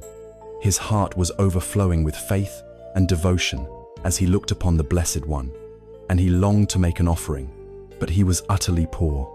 His pockets were empty, and his clothes were tattered. He had nothing, not even a single wildflower to offer. As feelings of sadness and inspiration mingled in his heart, he made a firm resolve. He closed his eyes, brought his palms together, and silently made the most sincere offering he could. "Venerable Sir," he thought, "I have no material thing to give, but I offer you the only thing I possess, my mind and my heart. I offer you my deepest faith and my sincere wish that all beings here may find peace through your teaching." The Buddha, surveying the crowd, acknowledged the various lavish gifts laid before him. Then, his gaze went to the back of the crowd, and he smiled. He announced to the assembly, "Of all the valuable offerings made today, none was more precious or had greater merit than the one made by the old man in the back, who offered nothing but the purity of his own intention." This reveals a fundamental principle of the path. The why is more important than the what. A grand action performed with a selfish or impure motive is of little value, while the smallest act, or even no act at all, when backed by an intention of pure generosity and goodwill, is of immense worth. This understanding empowers us. We can begin to purify our lives from the inside out, right at the source. A simple and powerful way to put this into practice is to begin each day by consciously setting an intention. Upon waking, before the day's chaos begins, one can sit quietly for a moment and decide, "Today, my intention is to practice patience. Today, I will try to listen to others with an open heart. Today, I will be kinder to myself. This simple act acts as a rudder for the ship of your mind, gently guiding it throughout the day. It primes the mind to notice opportunities to be patient or kind, making you less reactive and more conscious in your choices. Right intention, therefore, is the engine and the compass of our spiritual life. It harnesses the clarity gained from right view and transforms it into focused, heartfelt energy. It is the conscious choice to starve the roots of suffering, greed, hatred, and delusion, and to nourish the roots of freedom, renunciation, goodwill, and harmlessness. As we begin to consistently purify our intentions, a natural and beautiful transformation occurs. The inner world begins to reshape the outer world. A heart aligned with kindness and compassion will naturally seek to express itself in ways that are gentle and true. And the most immediate and constant form of this expression, the bridge between our inner world and the lives of others, is the faculty of speech. And so, the path flows organically from the purification of our secret thoughts to the purification of our spoken words, leading us to the first step in ethical conduct, right speech. As the inner landscape of our heart begins to clear, guided by right view and propelled by right intention, the light of this transformation naturally seeks an outlet. It finds its first and most immediate expression in the words we use. Speech is the bridge between our inner world and the outer world, the primary tool with which we build, maintain, or destroy our relationships. Words are not mere sounds. They are potent forces, packets of energy that can heal or wound, clarify or confuse, unite or divide. The Buddha understood this profound power, which is why the very first step in the section on ethical conduct, sila, is right speech, or samavacha. It is the practice of making our communication a conscious and compassionate expression of our deepest wisdom. The practice of right speech is traditionally defined by what we choose to abstain from. It is a path of purification, of intentionally weeding out the unskillful ways we use language, thereby allowing wholesome and healing communication to flourish naturally. There are four main aspects of speech to be cultivated. The first is to abstain from false speech. At its most basic level, this means not telling lies. It is a commitment to truthfulness, to representing reality as we know it to be. But it goes deeper than just avoiding outright falsehoods. It includes refraining from exaggeration for self-promotion, from making promises we have no intention of keeping, from deception through omission, and from presenting a false image of ourselves to win approval. Living in truth creates a profound sense of inner integrity and simplicity. A life based on lies, however small, becomes incredibly complex and stressful, requiring a constant expenditure of energy to maintain the web of deception. Truth is a solid foundation. Falsehood is a house of cards, perpetually in danger of collapse. The second is to abstain from divisive or slanderous speech. This is speech that is used as a weapon to drive a wedge between people. It includes gossip that harms another's reputation, carrying tales from one person to another to stir up conflict, and using words to create suspicion and break apart friendships. The practitioner of right speech intends to be a force for harmony in the world. They understand that words that create discord poison the social atmosphere and ultimately spring from a mind of ill will. The guiding principle here is to speak in ways that encourage understanding and reconciliation. A useful question to ask is, would I say this if the person I am talking about was standing right here? If the answer is no, then silence is often the more skillful choice. The third is to abstain from harsh speech. This encompasses all forms of verbal aggression: yelling, cursing, insults, name, calling, and biting sarcasm intended to wound. Such words are like poisoned darts. They inflict pain on the listener, but they also reveal the poison of anger and hatred within the speaker's own heart. The practice of right speech is a practice of gentleness. It is learning to communicate with words that are soothing, comforting, and kind, even when we must communicate something difficult. It is possible to be truthful and direct without being abrasive. One can learn to speak in a way that the listener, even if they disagree with the content, can still hear and receive the message without feeling personally attacked. The fourth, and for many the most challenging, is to abstain from idle chatter. This is pointless talk, gossip, and speculation that serves no purpose other than to fill silence or to distract the mind.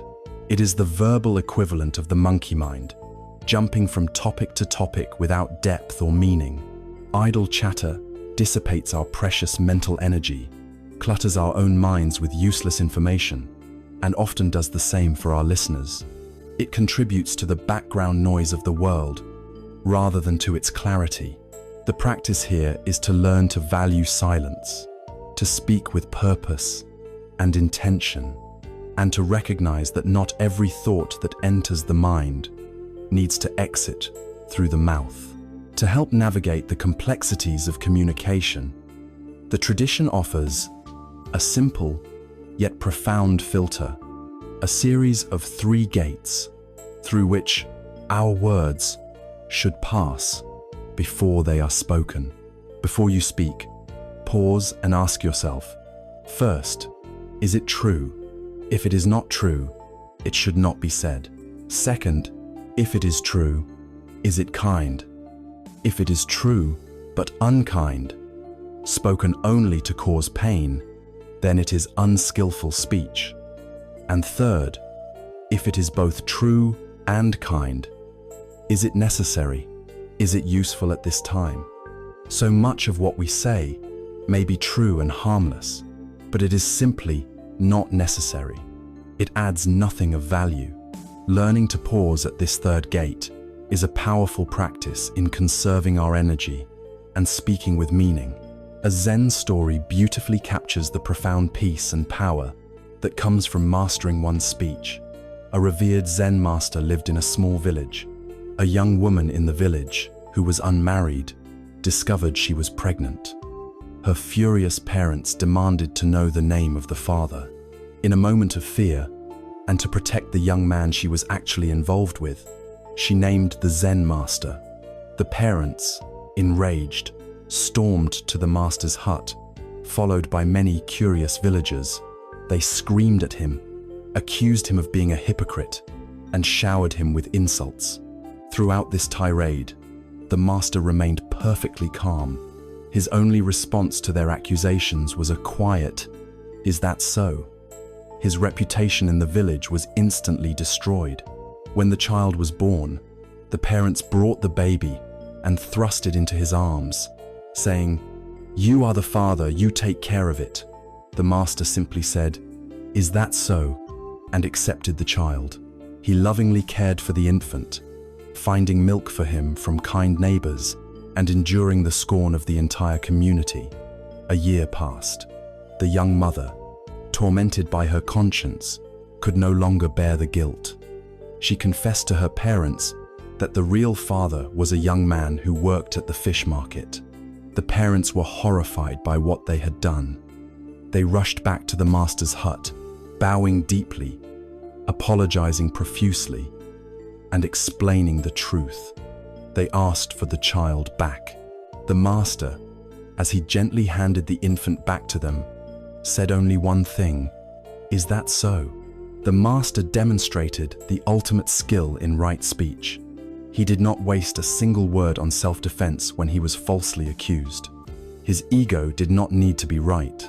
He did not waste a single word on blame or recrimination when he was proven innocent. He spoke only what was necessary and lived in a state of unshakable equanimity. This story also highlights a quality that is inseparable from right speech: noble silence. This is not just the awkward absence of noise. It is a rich, alert, and powerful state. It is the silence that allows for clarity to arise, the silence that conserves energy, the silence of a mind that is at peace. Finally, the practice of right speech includes its other half, the practice of deep listening, to listen to another person with your full, non-judgmental attention, without interrupting, without formulating your own response, without filtering their words through your own opinions, is one of the greatest gifts you can offer. It is an act of profound compassion that creates a space of safety where truth can be spoken and healing can occur. In this way, right speech is a comprehensive practice. It is the commitment to transforming our words from unconscious reactions into conscious tools of truth, kindness, and harmony. As we learn to tame our tongue, we are taming the mind that moves it. As our intentions and our words begin to align in wholesomeness, the path naturally guides us to consider the next form of our expression in the world. Our physical actions, a heart that intends no harm, and a mouth that speaks no harm, will naturally lead to a body that acts with grace and care. And so, the stream of ethical conduct flows onward, from our speech to our deeds, leading us to the next limb of the path. Right, as the clarity of our intention and the purity of our speech begin to take root, the path of ethical conduct naturally extends to our physical presence in the world. Our body is the vehicle through which our intentions are most tangibly expressed. Every gesture, every deed, is a message we send out into the web of life. Right action, or samma kammanta, is the second pillar of sila, and it is the practice of ensuring that our physical actions are aligned with our deepest aspirations for peace and harmlessness. It is where our inner work becomes visible, transforming our very way of being in the world from a source of potential conflict into an instrument of compassion and integrity. Just as with right speech, the practice of right action is traditionally defined by three key areas of restraint. These are not arbitrary rules imposed by an external authority, but skillful guidelines that emerge naturally from a heart cultivated in wisdom and kindness. They are practices that protect both ourselves and others from harm. The first foundation of right action is to abstain from taking the life of any sentient being. This precept is the most direct physical expression of the intention of harmlessness, avihisa. It grows from the deep, empathetic recognition that all beings, from the largest mammal to the smallest insect, share a common desire. They wish to live, and they wish to avoid pain. To intentionally destroy a life, any life, is to violate this fundamental principle. This practice goes far beyond simply refraining from murder.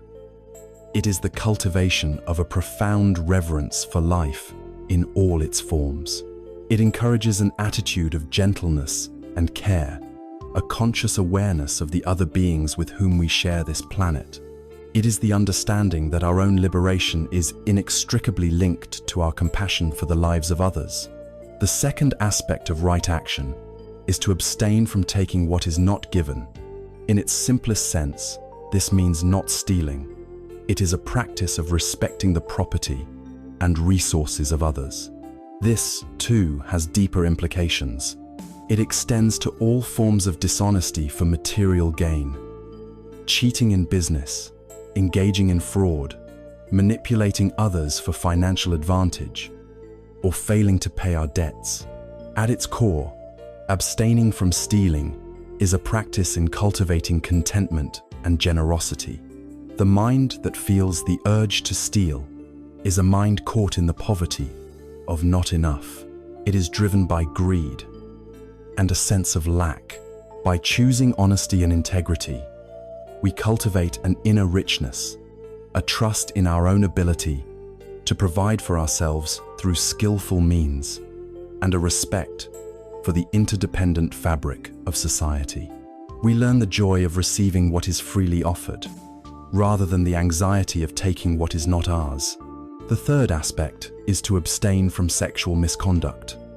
This precept calls for us to bring mindfulness, respect, and compassion into our sexual lives.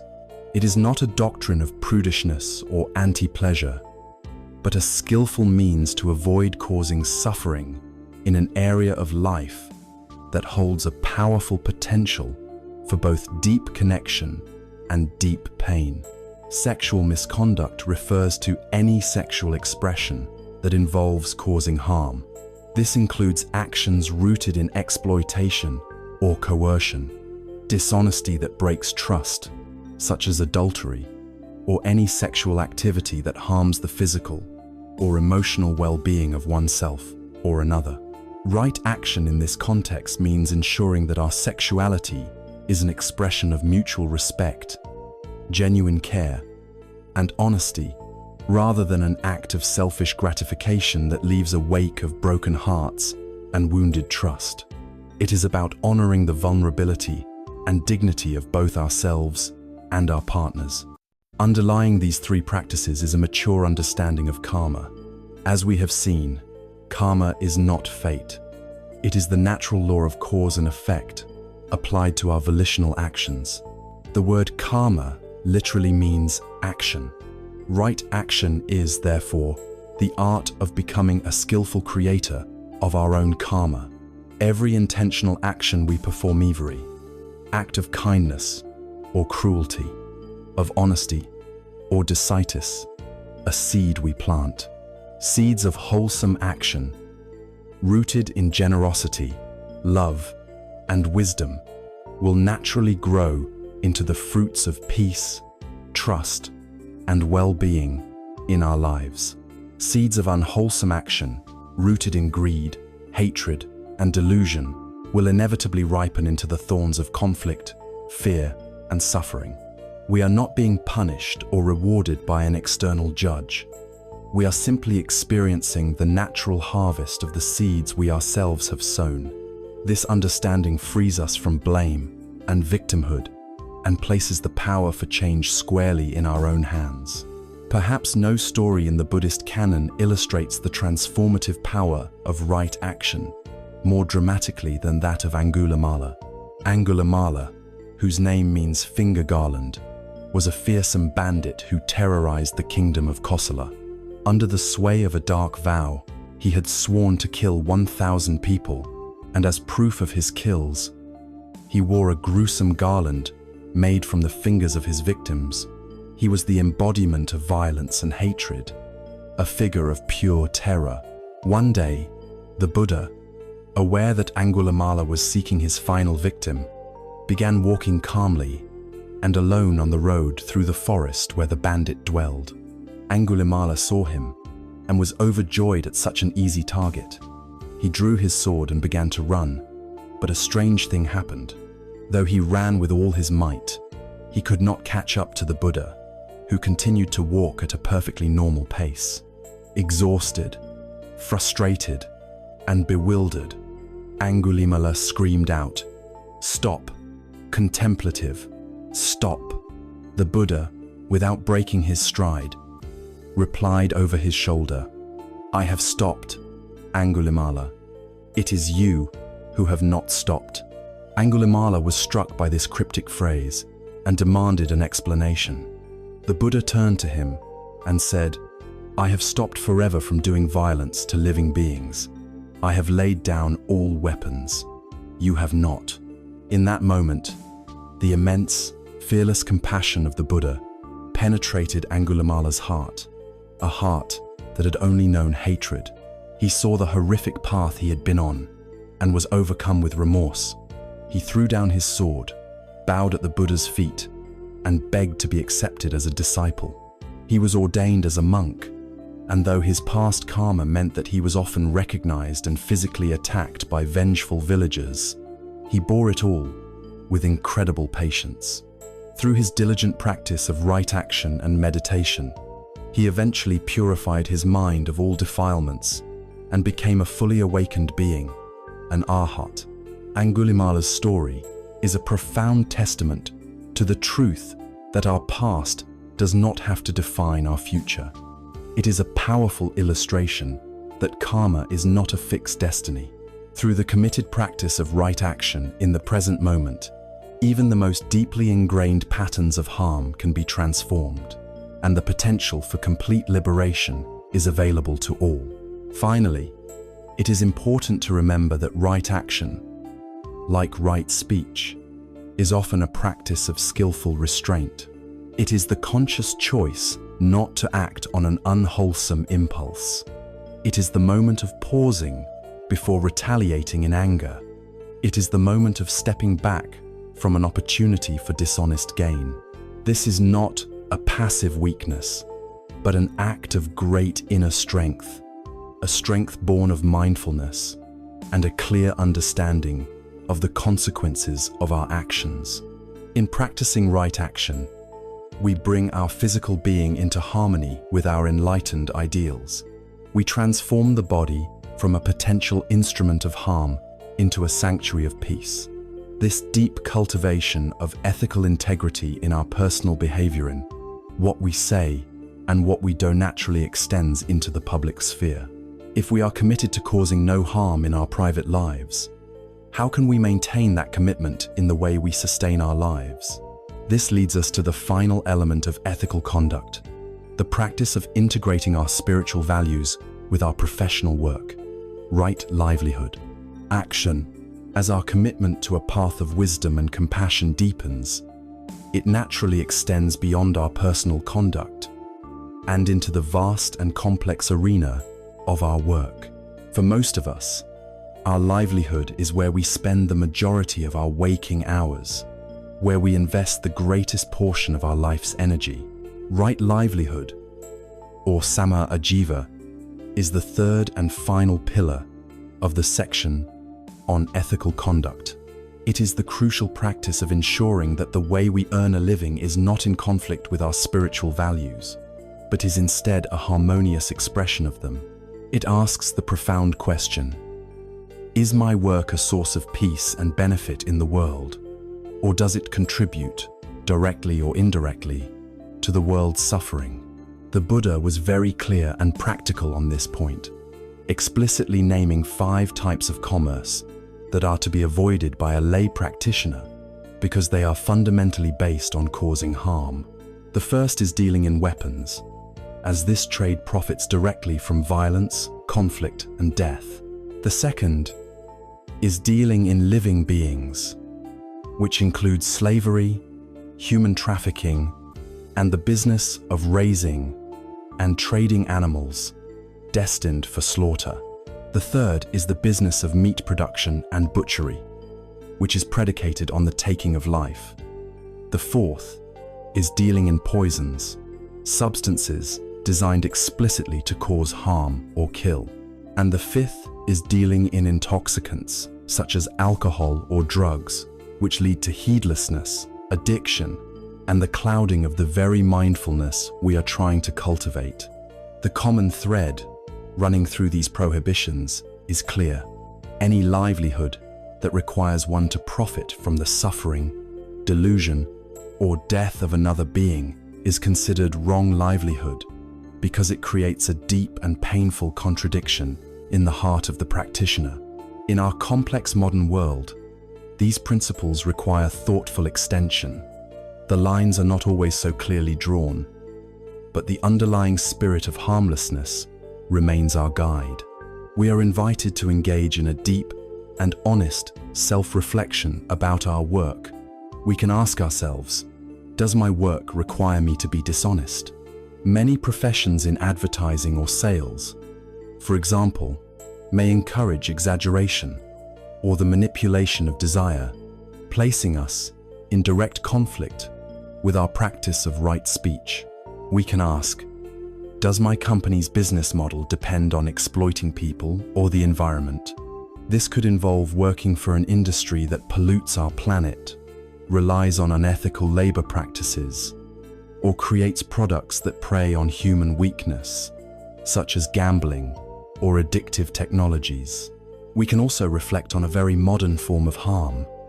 Does my work contribute to the overall stress, anxiety, and mental noise of the world? In a culture saturated with distraction and comparison, a livelihood that promotes clarity, genuine connection, and well-being is a powerful form of right livelihood.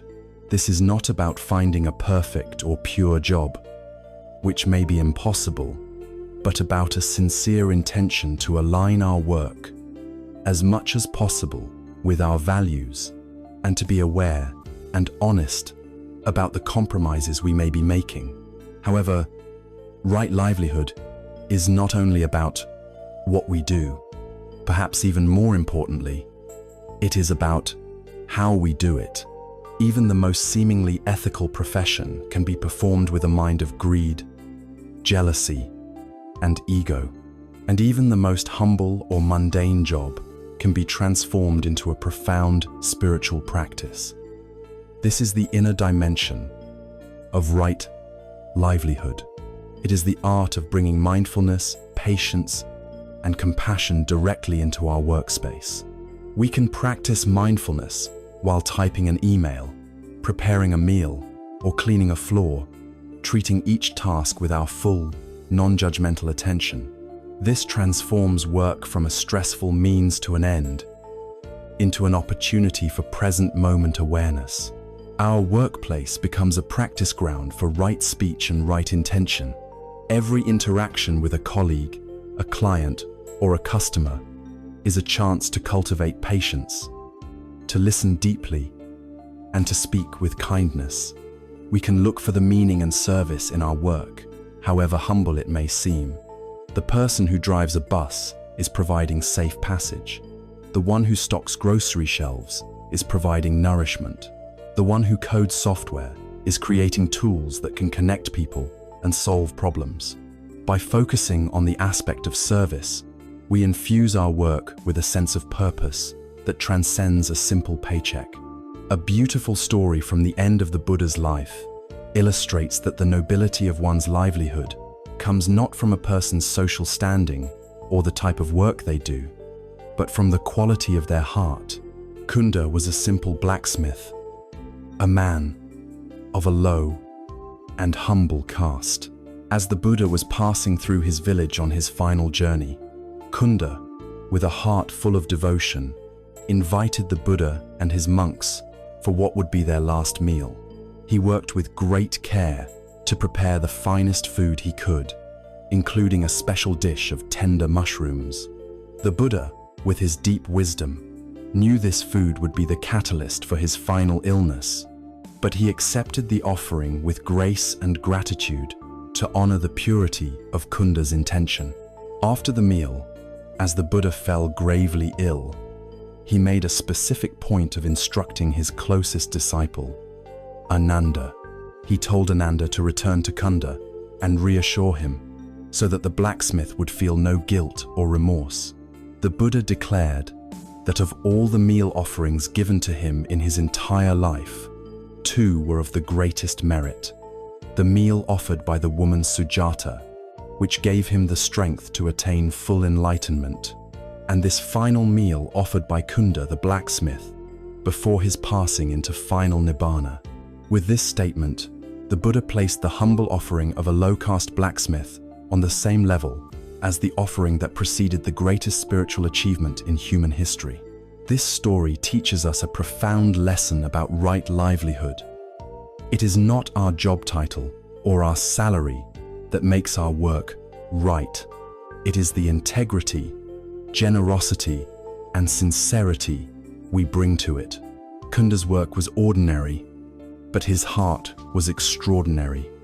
And that is what sanctified his offering. With right livelihood, we complete the triad of ethical conduct.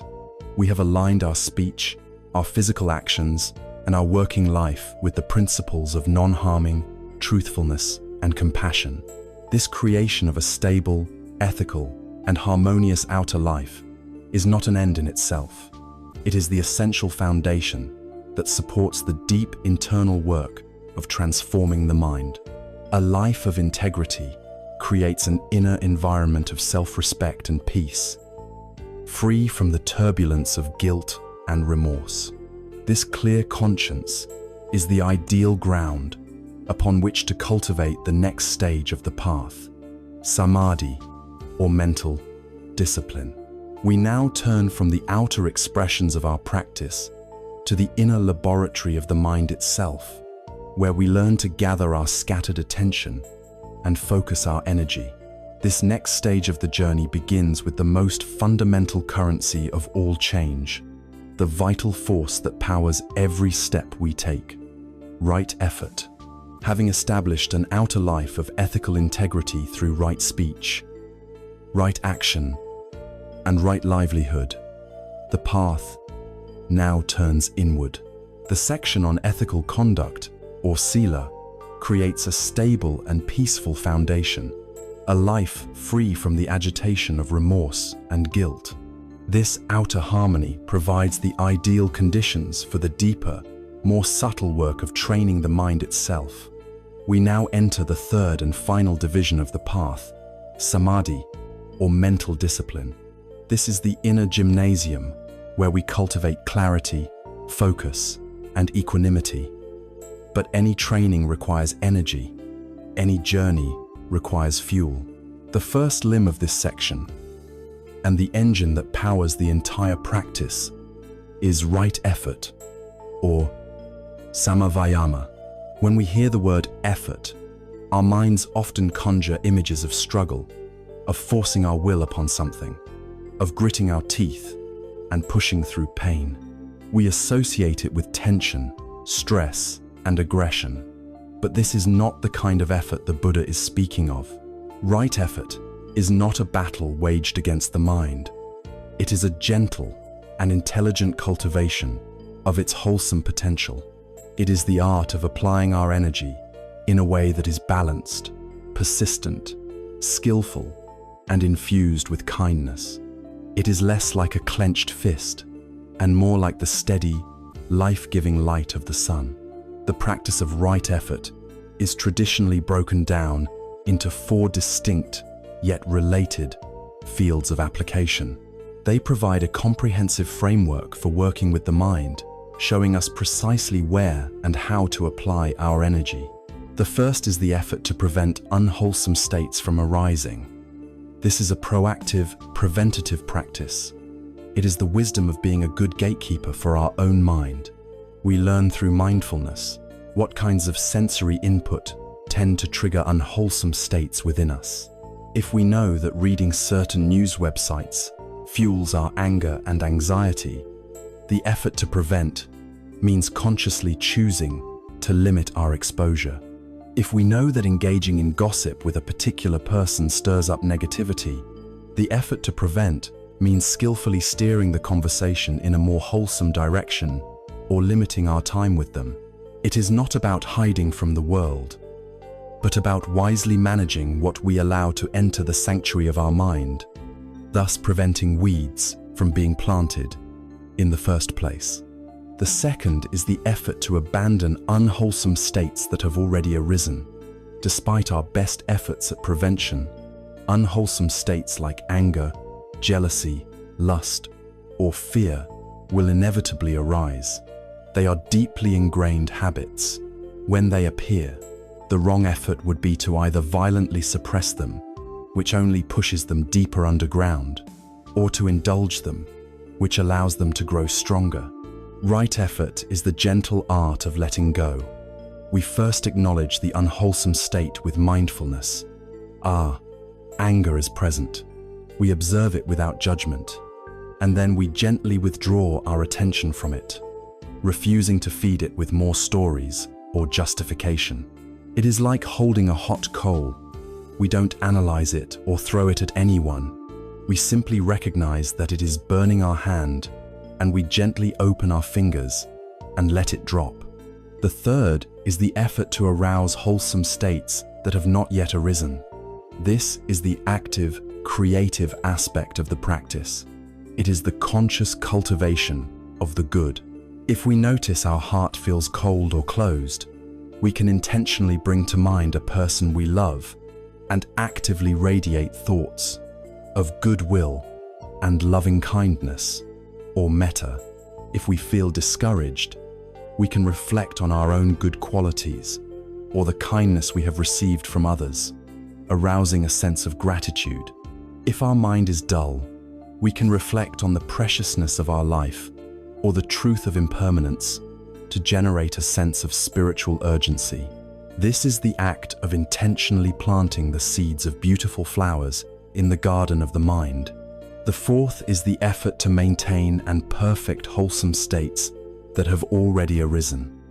When a moment of peace, clarity, generosity, or compassion arises in our mind, it is precious.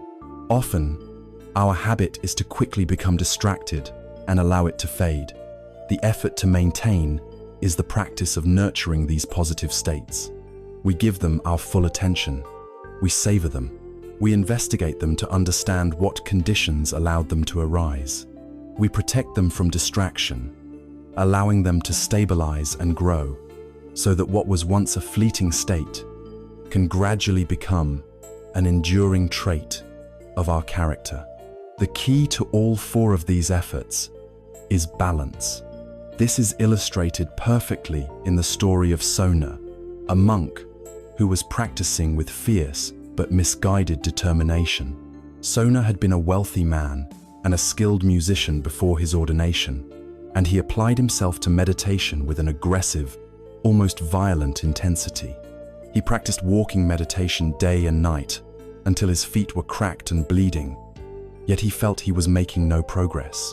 Discouraged and exhausted, he thought to himself that the path was too difficult and that he should give up and return to the comfortable life of a layman. The Buddha, with his psychic insight, knew Sona's thoughts and appeared before him. He asked, "Sona, before you became a monk, you were a master of the lute, were you not?" "Yes, venerable sir," Sona replied. "Tell me, Sona," the Buddha continued, "if the main string of your lute was tuned too tightly, would it produce a beautiful and melodious sound?" Sona answered, "No, sir. If it was too tight, it would snap. And if that string was tuned too loosely, would it produce a beautiful sound?" "No, sir. If it was too loose, it would produce no sound at all." But what if, Sona, the string was tuned just right, not too tight and not too loose, perfectly balanced? "Then, sir," Sona said, "it would produce a wonderful, harmonious sound." The Buddha smiled. In the same way, Sona, effort that is stretched too tightly leads to restlessness and agitation of the mind. Effort that is too slack leads to laziness and idleness. Cultivate an effort that is balanced, like the well-tuned string of your lute. Find the middle way in your energy and direct your mind to that. This teaching on the lute string is the heart of right effort. The path is not a grim struggle. It must be approached with a sense of kindness and self-compassion. The inner voice of the harsh critic, the one that says, "You're not good enough, you need to try harder," is not right effort. It is a form of violence. True effort is gentle, consistent, and patient, like water flowing over a stone. It understands that some days we will have more energy than others, and it honors that reality. When our effort is balanced, it is not draining, it is joyful. There is a deep pleasure and sense of well-being, known as piti, that arises from skillfully applying the mind. It is the satisfaction of a craftsman absorbed in their work, a feeling of clean, wholesome energy. Right effort, then, is the art of becoming our own wise and compassionate coach. It is the intelligent application of our energy, guided by the four great efforts, to abandon the unwholesome and cultivate the wholesome. It is the balanced and joyful energy of the well-tuned lute string This steady, bright, and pliable energy is the engine of our meditation practice. It provides the power we need to steady the mind, to gather our scattered awareness, and to focus it with precision. With this engine running smoothly, we are now ready to engage with the very heart of mental training, the central practice that illuminates every other part of the path. We now have the energy needed for the gentle and profound cultivation of right mindfulness. With the balanced and wholesome energy generated by right effort, we have prepared the ground and supplied the fuel for the practice that lies at the very heart of the path to liberation. We now arrive at right mindfulness, or samasati. In the landscape of modern spirituality, few words are more popular and perhaps more misunderstood than mindfulness. It has been adapted and marketed as a tool for relaxation, productivity, and stress reduction. While it certainly offers these benefits, its original purpose is far deeper and more profound. Right mindfulness is not merely a therapeutic technique. It is the master tool for self-discovery, the very faculty of awareness that illuminates the path and makes freedom possible. At its essence, right mindfulness is the practice of paying attention on purpose, in the present moment, and non-judgmentally. Let us unpack these simple words. Paying attention on purpose means that it is an intentional act. It is not a passive, sleepy state of mind, but an active and deliberate directing of our awareness. In the present moment means its domain is exclusively the here and now.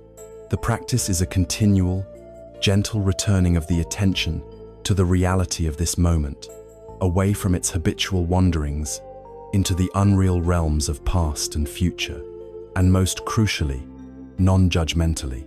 This points to the quality of the awareness itself. It is not a cold, analytical, or critical observation.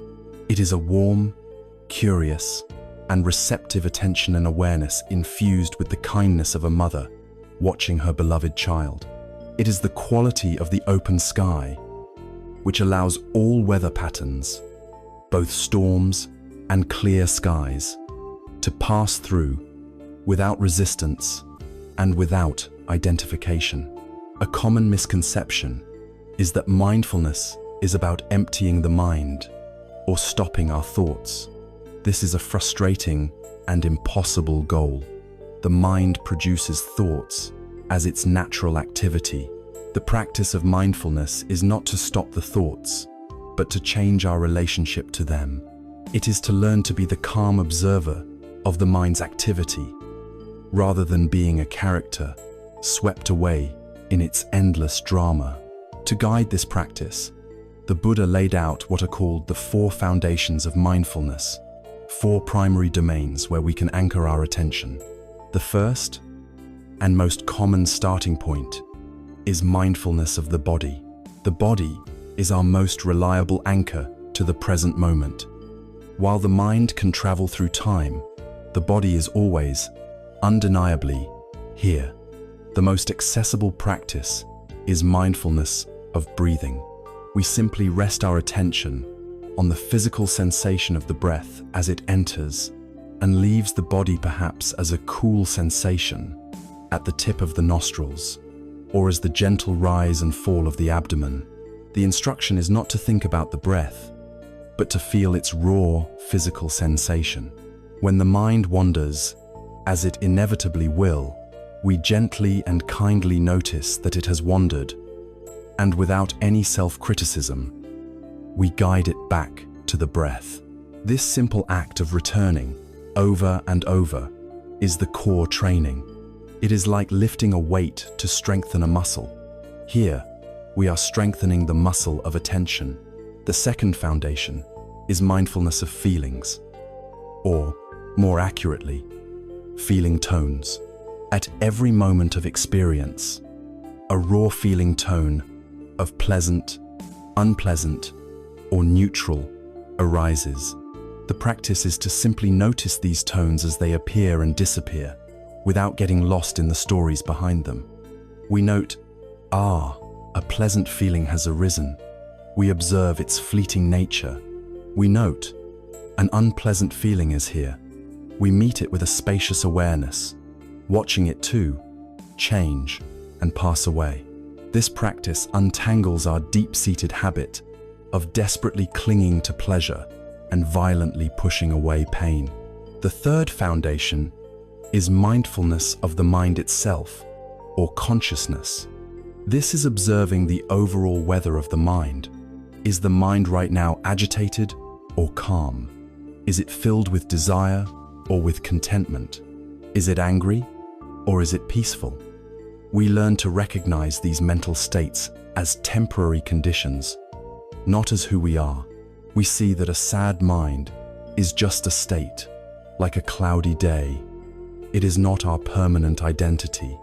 The fourth foundation is mindfulness of mental objects, or dhammas.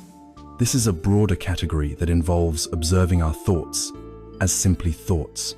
When a worry about the future arises, instead of getting swept away by the narrative, we can simply note, a thought of worry. We see it for what it is, a transient electrical impulse in the brain, rather than an objective reality or a command that must be obeyed. This practice creates a profound space of freedom between ourselves and our thought patterns. There is a classic Zen story that perfectly illustrates the necessary attitude for this practice. A learned university professor, famous for his knowledge of philosophy, came to visit a great Zen master to inquire about Zen. As soon as he was seated, the professor began to talk, launching into a long monologue about his own theories, his extensive reading, and his complex ideas about the nature of enlightenment. The Zen master listened patiently, then suggested they have some tea. He brought the tea set and began to pour tea into the professor's cup. He continued to pour even after the cup was full, and the tea began to overflow, spilling onto the saucer and then onto the table. "Stop!" shouted the professor. "The cup is full. No more will go in." The Zen master paused, looked at the professor, and said, "Like this cup, your mind is full of your own opinions and speculations. How can I show you Zen unless you first empty your cup?" Mindfulness is the practice of emptying our cup. It is the radical act of setting aside our judgments, our theories, our likes and dislikes, and our constant mental commentary, and simply being open and receptive to our direct experience. It is the cultivation of a beginner's mind, a mind that is fresh, curious, and willing to see things as if for the first time. This quality of awareness is not confined to formal, seated meditation. The ultimate goal is to bring mindfulness into every moment of our daily lives. We can practice mindful eating by paying full attention to the colors, textures, and tastes of our food. We can practice mindful walking by feeling the contact of our feet on the earth with each step. We can wash the dishes with mindfulness, feeling the warm water on our hands and the shape of the plates. Any activity, no matter how mundane, can become a profound meditation when we bring our full, non-judgmental awareness to it. The greatest gift of this practice is the creation of what can be called the sacred pause. In our ordinary mindless state, there is no space between a stimulus and our reaction to it. Someone says something harsh, stimulus, and we instantly snap back in anger, reaction. We feel a craving, stimulus, and we instantly reach for the object of our desire, reaction. We are like puppets, pulled by the strings of our conditioning. Mindfulness inserts a moment of awareness into that gap. In that pause, freedom is born. In that space, we can see the anger arising and make a conscious choice not to be consumed by it. We can observe the craving and choose not to obey its command. This ability to choose our response, rather than being a slave to our reactions, is the very essence of liberation. As we practice right mindfulness with the gentle persistence of right effort, our mind, once scattered and turbulent, like a stormy sea, begins to calm. The waves of distraction become smaller, the waters become clearer. Our attention, once easily hijacked, becomes more stable, unified, and powerful. This sustained, one-pointed quality of awareness, born from the practice of mindfulness, naturally blossoms into the final limb of the Eightfold Path. It evolves into a state of profound stillness and lucid insight, a state known as right concentration. As our practice of right mindfulness, powered by the steady energy of right effort, continues to deepen, the mind begins to transform. The frantic, scattered energy that once defined our consciousness starts to gather and unify. The waves of distraction, which once tossed our attention about like a ship in a storm, gradually begin to subside. It is in this emerging stillness that the eighth and final limb of the path, the culmination of all our mental training, comes to fruition. This is right concentration, or samma samadhi. It is the mind's ability to rest, steady and unwavering, upon a single object, resulting in a state of profound peace, stability, and clarity. Right mindfulness and right concentration are like two wings of a bird. They work together to create flight. Mindfulness has the quality of remembering to be present. It is the gentle, guiding hand that notices when the mind has wandered and, with kindness, brings it back to the chosen object of meditation, such as the breath. Concentration is the quality of remaining present. It is the stability and one-pointedness that develops as the mind wanders less and less frequently and for shorter durations. Mindfulness selects the log and places it on the fire. Concentration is the steady, focused, and powerful flame that builds as a result. One cannot exist without the other. Together, they lead to a mind that is both serenely calm and luminously aware. The state of an ordinary, untrained mind can be compared to the surface of a lake on a windy day. The winds of the five primary hindrances, the winds of sensual desire, of ill will, of sloth and sluggishness, of restlessness and worry, and of skeptical doubt constantly blow across its surface, whipping it into a choppy, agitated state. The water becomes murky with the sediment of our conditioning, and its surface is so disturbed that it can reflect nothing with any accuracy. It presents a distorted, fragmented, and unreliable picture of reality. The mind cultivated through right concentration is like that same lake on a perfectly still and clear morning. The winds of the five hindrances have ceased. The sediment of habitual thought has slowly settled to the bottom, leaving the water pristine and transparent. The surface becomes as smooth and flawless as a silver mirror. In this state of profound stillness, the mind can reflect reality exactly as it is, without distortion.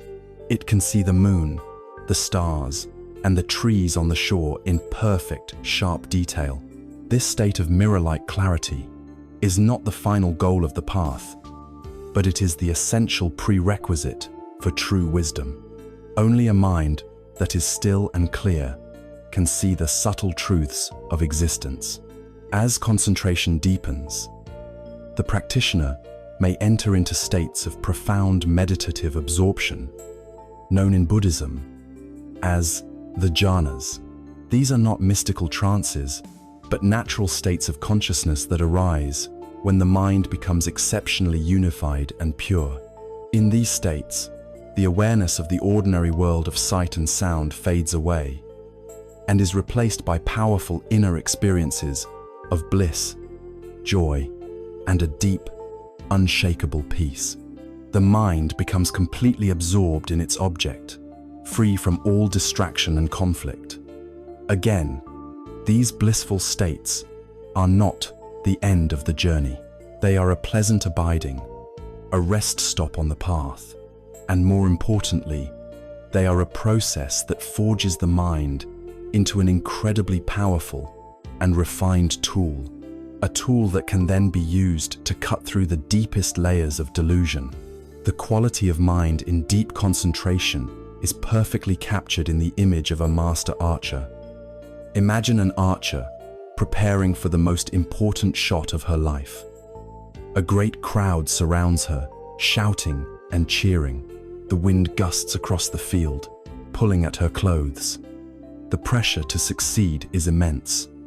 A novice archer would be overwhelmed by these distractions, but the master does not fight them. Through her training, she has learned to gather her attention. The noise of the crowd fades into a distant hum. The feeling of the wind becomes just another piece of data to be factored into her aim, not a distraction. Her entire world, her entire universe, begins to shrink until it consists of only three things: her own eye, the sharpened tip of her arrow, and the small, dark center of the target, far away. In the final moments before she releases the string, these 3 points merge into one. There is no longer a separate archer, arrow, and target. There is only a single, unified, unwavering line of intention. This is one-pointedness of mind.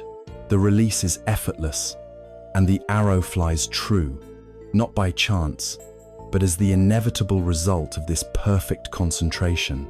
Our practice of meditation is this archery. The target is insight into the true nature of reality. The winds and the noisy crowd are the distractions of our own minds. Right concentration is the skill of gathering all of our scattered mental energies, our fears and our desires, and focusing them with unshakable precision on our object of meditation. This brings us to the ultimate purpose of right concentration. The goal is not simply to feel good or to escape into blissful states. The goal is to forge a tool, a mind that is calm, stable, clear, and powerful, is the ultimate scientific instrument for investigating the nature of our own experience. With this highly concentrated mind, we can then practice vipassana, or insight meditation. We can turn this powerful lens of awareness onto ourselves and see, not just as an intellectual idea, but as a direct, living reality, the truth of the 3 marks of existence. We can see the constant, subtle, arising and passing away of every thought and sensation, truly knowing anicca, or impermanence. We can feel the inherent stress and unsatisfactoriness of clinging to any of these fleeting phenomena, truly knowing dukkha, and we can see through the illusion of a solid self, experiencing directly that we are nothing but this selfless, unfolding process, truly knowing anatta. The calm abiding of concentration sharpens the blade of the mind. The practice of insight is the cutting action that severs the bonds of ignorance. With right concentration, we complete our survey of the Noble Eightfold Path. We have seen how the path unfolds as a holistic and integrated system. The wisdom of right view and right intention provides our direction. The integrity of right speech, right action, and right livelihood creates a harmonious life that supports our practice, and the training of right effort, right mindfulness, and right concentration forges our mind into an instrument of unparalleled clarity and peace. We have, in essence, constructed the raft. We are now fully equipped. With a mind that has been so thoroughly trained and purified, we can now skillfully apply it to the most stubborn and deep-rooted challenges of the human heart. The ingrained habits of attachment, control, and resistance.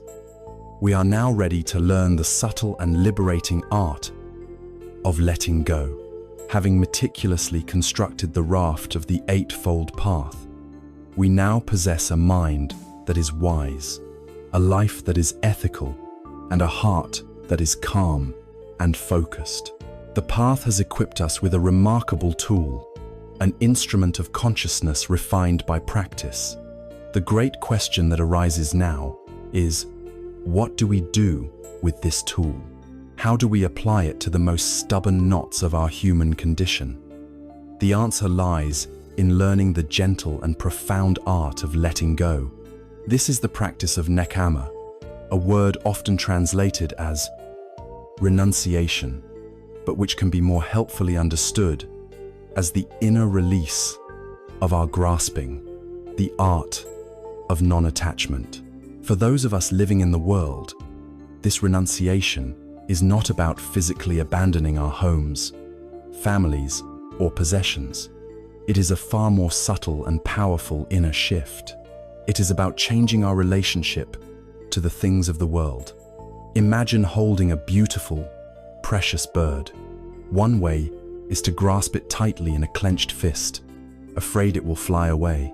The fist is a state of tension, of fear, of control. The bird is crushed and cannot be appreciated. This is the state of clinging. The other way is to hold the bird gently in an open palm. The hand is relaxed, appreciative, and free.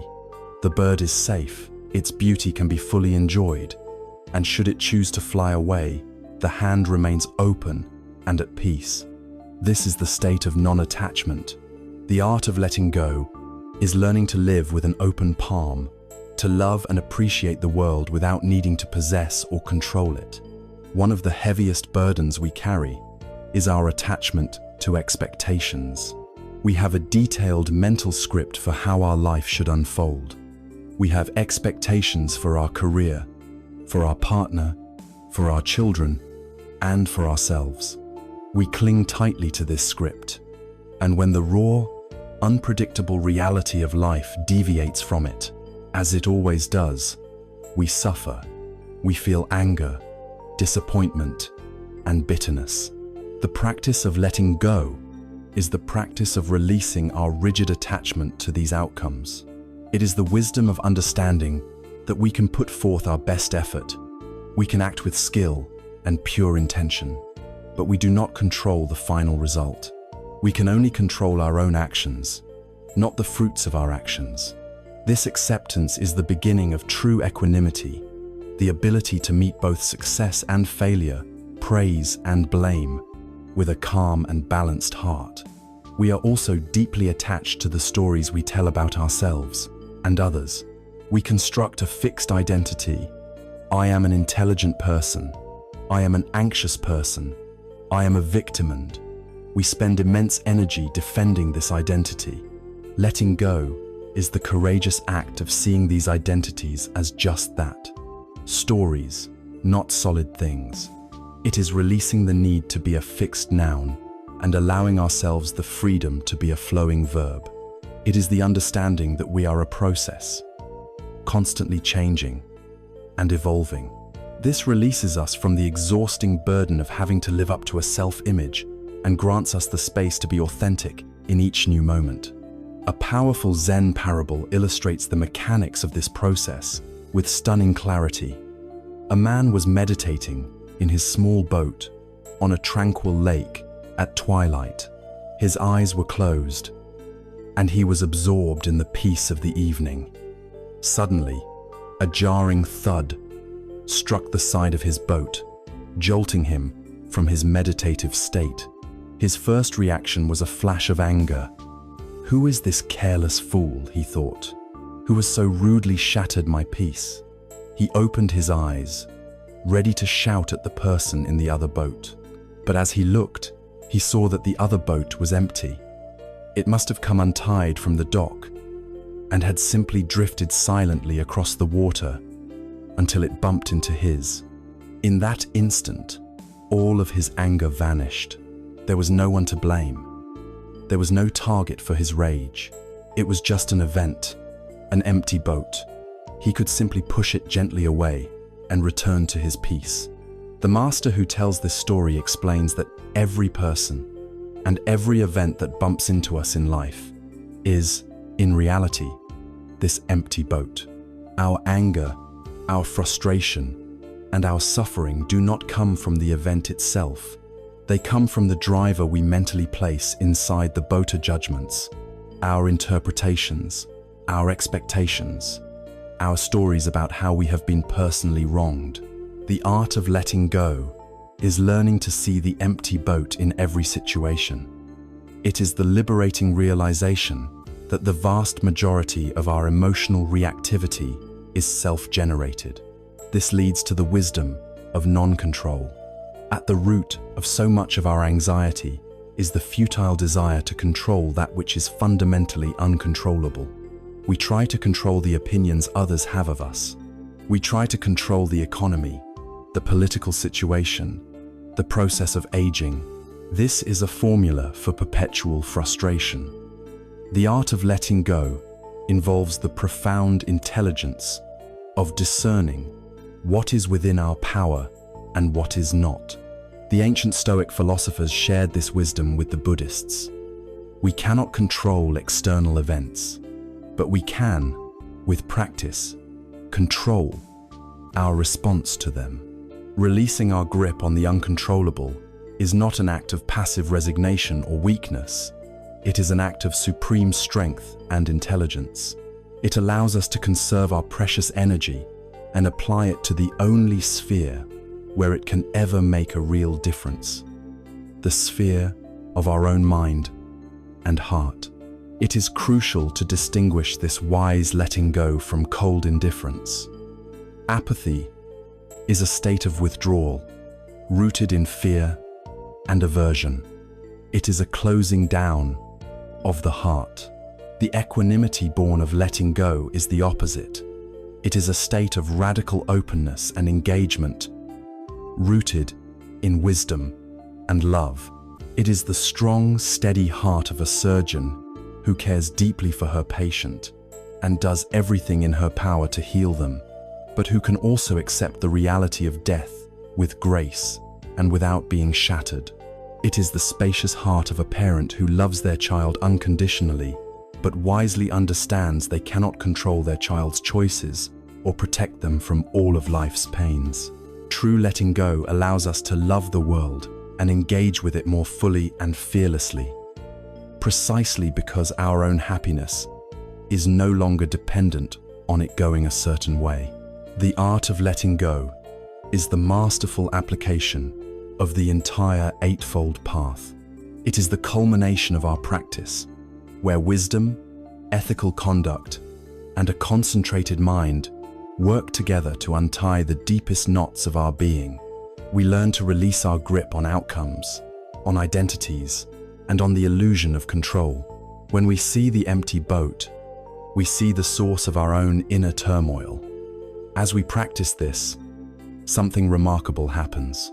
The tight, anxious knot of self-concern, which has been at the center of our universe for so long, begins to loosen. A space opens up within us, a heart that is no longer burdened by the constant need to protect and gratify itself, is a heart that is finally free. And into this vast, open space, created by letting go, a new and boundless energy can naturally arise. A heart unburdened by the self is a heart that can finally turn its full, compassionate attention to the world. And so, the art of letting go creates the perfect ground for the growth of its beautiful and necessary counterpart, the boundless heart of compassion. As the tight knot of self-concern, of me and mine, begins to loosen through the practice of letting go, an incredible space opens up in the human heart. For the first time, we have the freedom and the energy to look away from our own anxieties and turn our full attention to the world around us. Into this spaciousness, the natural radiance of the unobscured mind begins to shine forth. This radiance has two primary expressions: loving kindness, known as metta, and compassion, known as karuna. These are not simply pleasant emotions. They are profound, trainable states of mind, the active manifestation of a heart that has been liberated from the prison of the self. Metta, or loving kindness, is the sincere and unconditional wish for all beings to be happy and well. It is like the warmth of the sun, radiating outward in all directions, without discrimination, shining on the beautiful and the broken, the friend and the foe alike. It is a fundamental benevolence, a baseline attitude of friendliness toward all of existence. Karuna, or compassion, is its inseparable companion. If metta is the wish for others to find happiness, karuna is the wish for them to be free from suffering. It is the trembling of the heart in the face of pain, the deep, empathetic resonance with the struggles of another. It is not pity, which looks down from a position of superiority. Compassion meets the other at eye level, recognizing our shared humanity and our common predicament of dukkha. It says, "Your suffering is my suffering.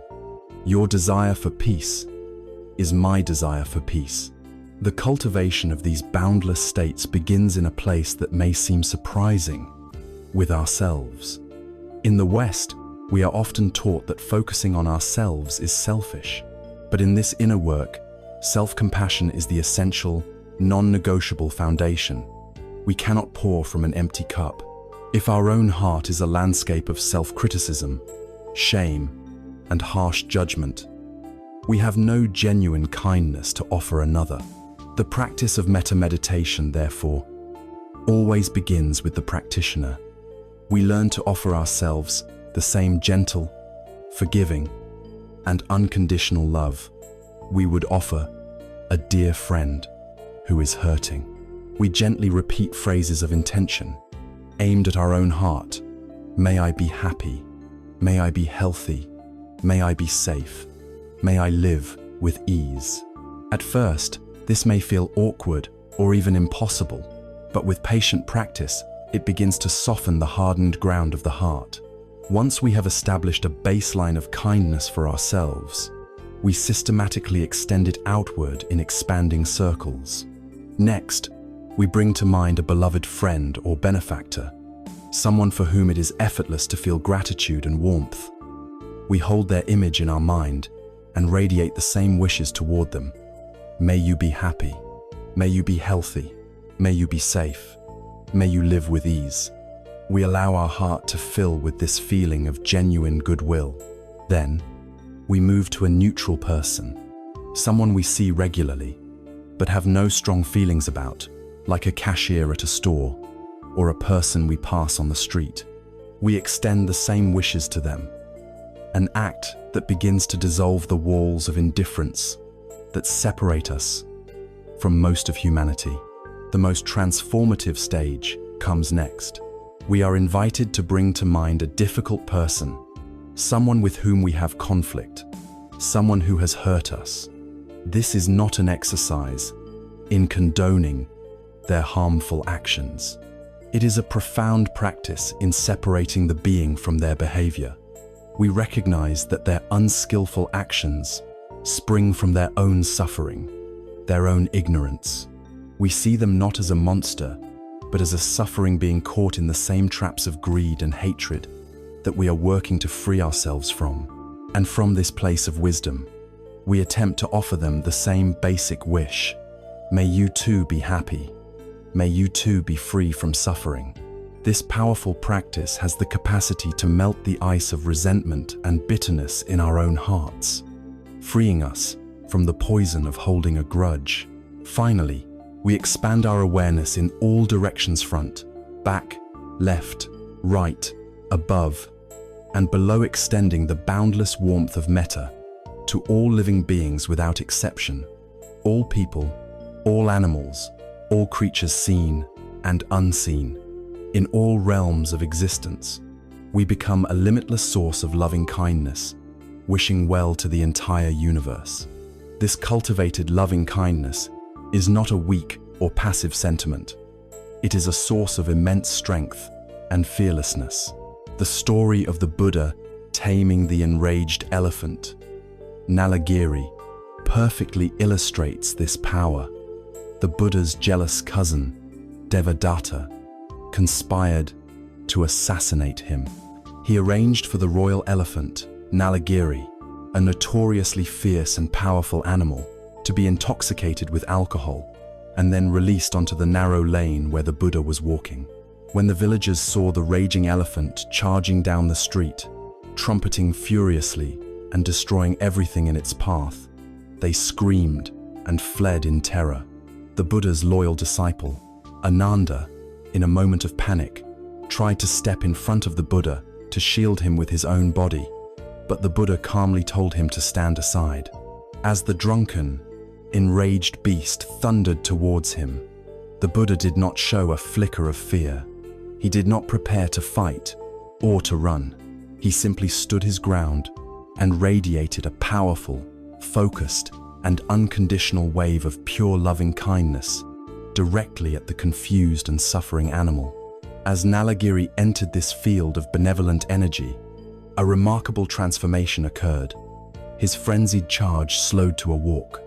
The rage in his eyes softened. He became calm, lowered his great head, and knelt respectfully at the Buddha's feet. The Buddha reached out and gently stroked the elephant's forehead, his loving kindness having completely subdued the animal's violent rage. This story teaches us that metta is the ultimate protection. It has the power to tame the raging elephants in the outer world, and more importantly, to tame the raging elephants of anger, fear, and hatred within our own minds. It is a shield that protects both ourselves and others from the poison of ill will.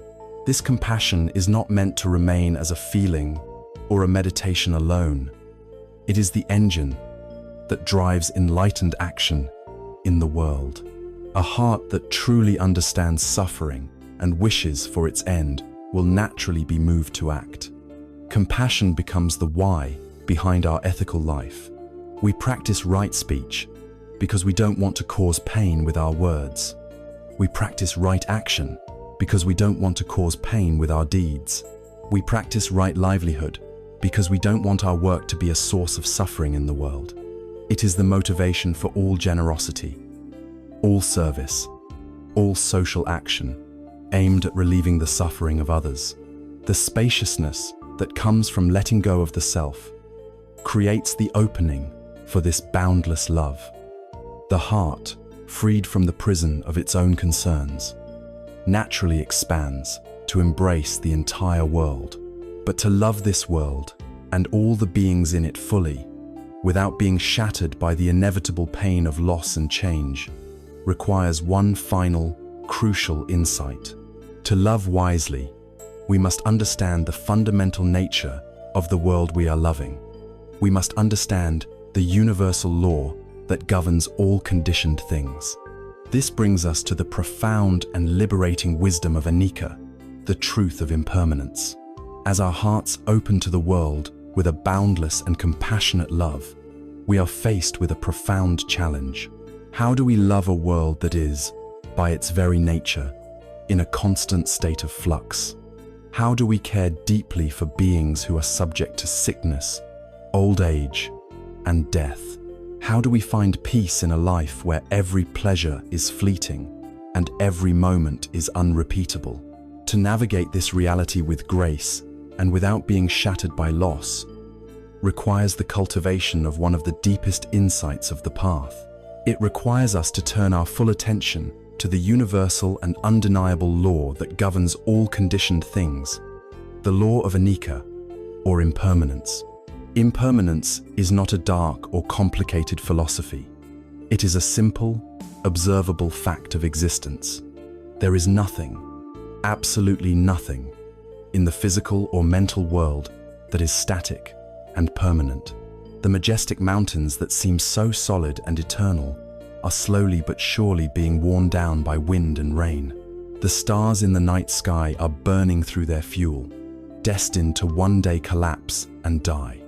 Our cities rise, crumble, and are rebuilt. The seasons turn, one after the other, in a ceaseless dance of birth, growth, decay, and death. This law is even more apparent in our own bodies. From the moment of our birth, our bodies are an uninterrupted river of change. Cells are constantly dying and being regenerated. The body we have today is not the body we had 7 years ago, nor is it the body we will have 7 years from now. We age not year by year, but moment by moment. Our health, our strength, our very appearance all are subject to this inexorable flow, and in the realm of the mind, the flow is faster still. Our feelings are like clouds passing in the sky. A feeling of joy arises, bright and radiant, and for a time it fills our awareness. But it cannot last. It gives way to a neutral feeling, or perhaps a feeling of sadness. Our thoughts are even more ephemeral, flickering in and out of consciousness with incredible speed, arising from unknown causes and disappearing into an unknown destination. Our moods, our opinions, our very sense of who we are in constant motion. There is nothing solid to grasp onto, nothing that remains the same for even 2 consecutive moments. The profound truth of the path is that our suffering does not arise from the fact of impermanence itself. Change is not the problem. The problem is our resistance to change. We live in a flowing river, but we spend all our energy trying to build a permanent dam. We crave stability in a world that is defined by instability. We want our youth and health to last forever. We want our moments of happiness to be frozen in time. We want the people we love to remain with us, unchanged, for all time. This struggle against the fundamental nature of the universe is a battle we are destined to lose, and the friction of this losing battle is the source of our deepest anxiety, our most profound grief, and our most persistent dissatisfaction. The practice, therefore, is not to try and stop the river. The practice is to learn how to swim, how to move with the current, how to gracefully dance with the rhythm of change. A beautiful Zen story encapsulates this wisdom perfectly. A student was visiting his Zen master and was admiring a particularly beautiful and delicate teacup. "What a perfect cup," the student said. "I am afraid it will get broken." The master smiled, picked up the cup, and said, "To me, this cup is already broken." He explained, "I know that its nature is fragile, and that no matter how carefully I handle it, it will one day, inevitably, be shattered. It may be tomorrow, it may be a year from now, it may be 1,000 years from now, but its end is inherent in its beginning, and because I live with the understanding that it is already broken, I am completely free to appreciate its beauty and to enjoy its use in every moment that it is whole." Later, another student accidentally knocked the teacup from a shelf, and it shattered into 100 pieces on the floor. The master remained perfectly calm. There was no shock, no anger, no grief. He simply looked at the pieces and acknowledged that the inevitable had happened. This is the liberating wisdom of seeing impermanence. It is not a morbid or pessimistic outlook. It is the key to true appreciation. We can apply the wisdom of the already broken teacup to every aspect of our lives. When we are with a person we love, if we can hold in our hearts the gentle, unspoken awareness that this person and this moment will not be here forever, it does not diminish our love. On the contrary, it infuses it with a poignant and precious quality. It frees us to be fully present, to love more completely, to listen more deeply, because we know how finite and valuable this time truly is. It is the ignorance of impermanence that allows us to take our lives and our loved ones for granted. The deep, visceral understanding of anicca is the antidote to this neglect. It awakens us to the sacredness of the ordinary, fleeting moment. This insight also revolutionizes our relationship with our own minds. When we truly see the impermanent nature of our thoughts and feelings, We stop taking them so personally. When a wave of anger or sadness washes through us, we no longer have to identify with it and say, I am angry or I am sad. Instead, we can simply note, there is anger in the mind, or sadness is present. We see it as a temporary weather pattern, not as our core identity. We know that, like all conditioned things, it will arise, it will stay for a time, and it will pass away. This gives us the space to simply let it be, without either suppressing it or acting on it. We can let the waves of emotion rise and fall, without being swept away by them.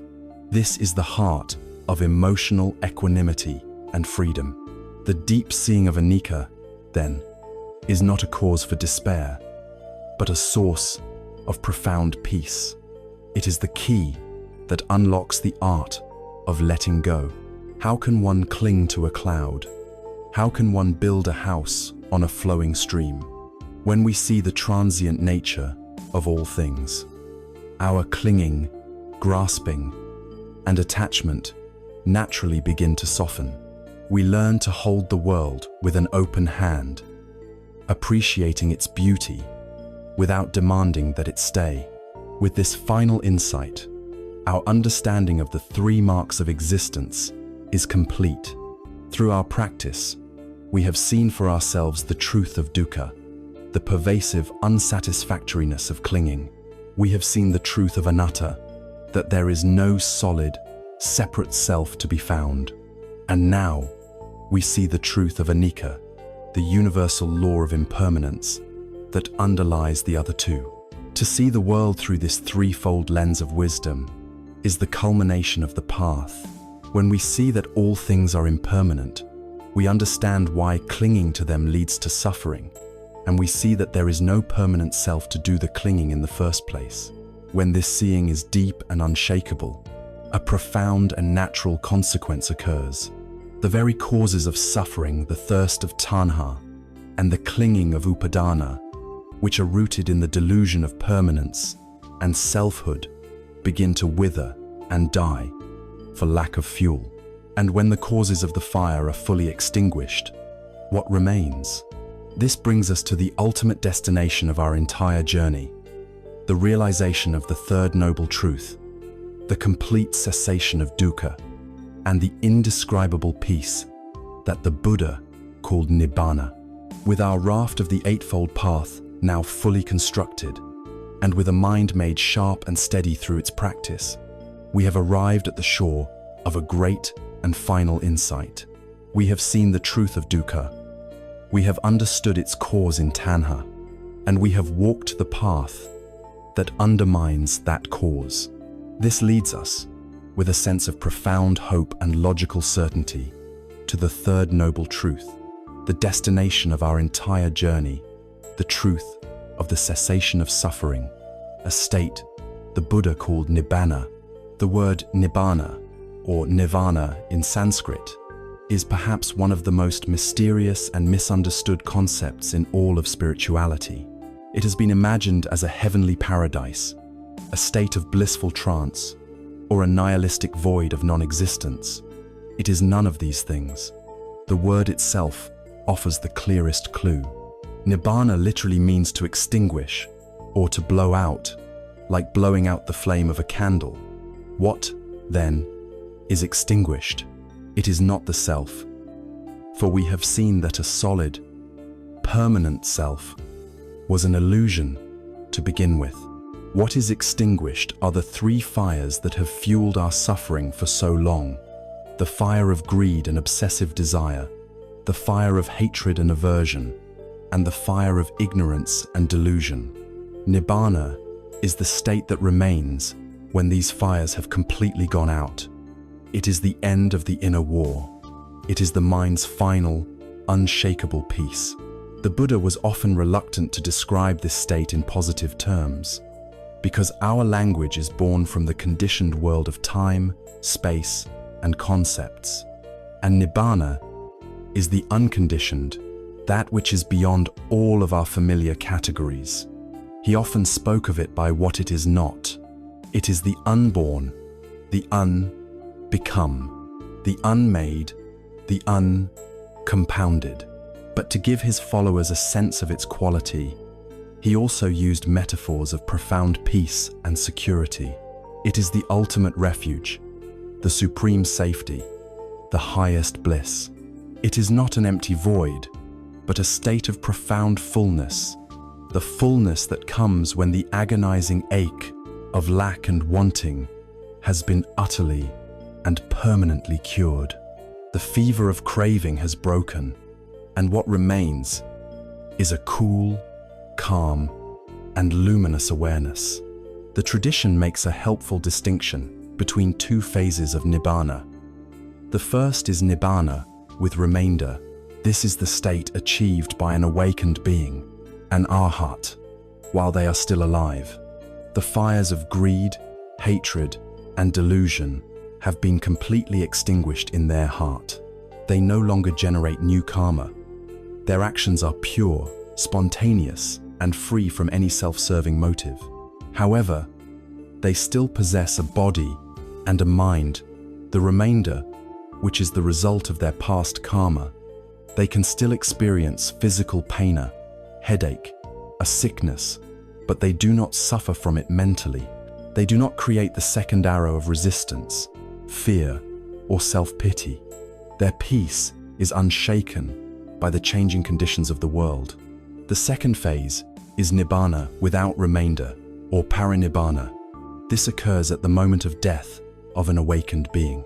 Since the fires that fuel rebirth have been extinguished, and no new karmic seeds have been planted, the process of the five aggregates the body, feelings, perceptions, mental formations, and consciousness comes to a final end. The cycle of birth, death, and rebirth, the wheel of samsara, is broken. What lies beyond this is a question the Buddha declared to be unanswerable and unprofitable to speculate upon. To ask, where does an awakened being go after death, is like asking, where does the flame go when it is blown out? The question itself is based on a misunderstanding of the nature of the flame. The entire spiritual journey can be understood through the powerful metaphor of crossing a great river. This shore, where we begin, is the realm of samsara. It is a dangerous and frightening place, subject to the floods of desire, the wildfires of hatred, and the prowling beasts of delusion.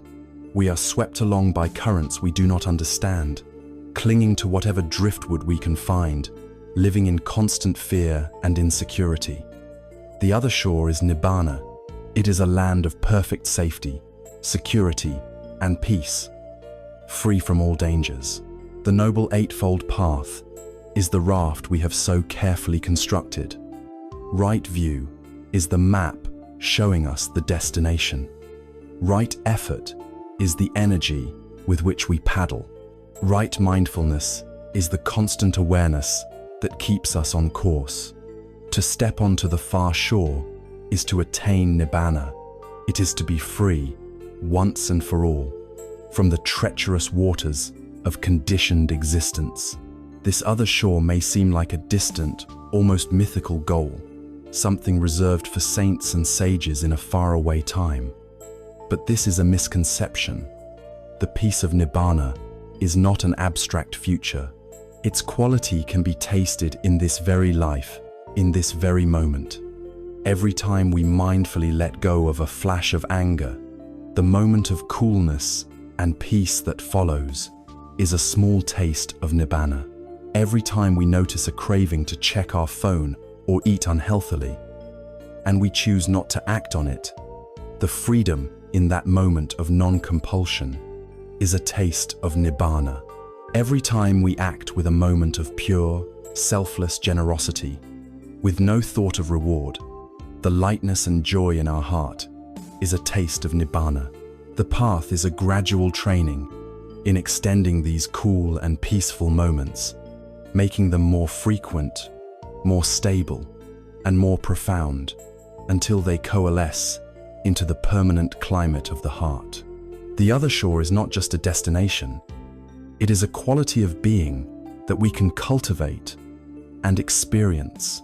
in miniature, with every skillful action of body, speech, and mind. With the realization of the third noble truth, our exploration of the core teachings of the Buddha reaches its culmination. We have journeyed from the universal experience of dukkha to its root cause in tanha. We have walked the comprehensive eightfold path that eradicates this cause. And now, we have arrived at the vision of the goal itself. Nirodha, the cessation of suffering, the cool, peaceful, and liberated state of Nibbana.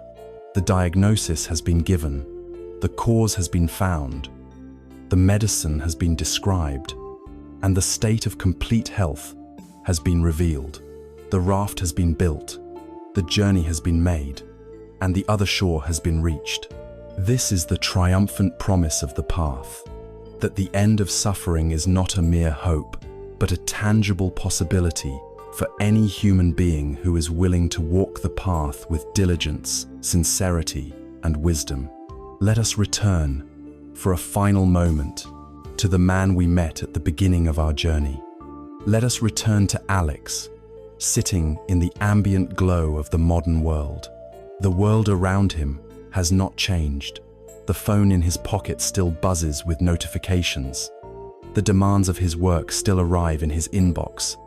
The curated perfection of the lives of others still streams past on his screen. The external noise, the relentless pressure of our age, is still present. But Alex has changed. Something fundamental within him has shifted. A quiet space has opened up in the midst of the storm.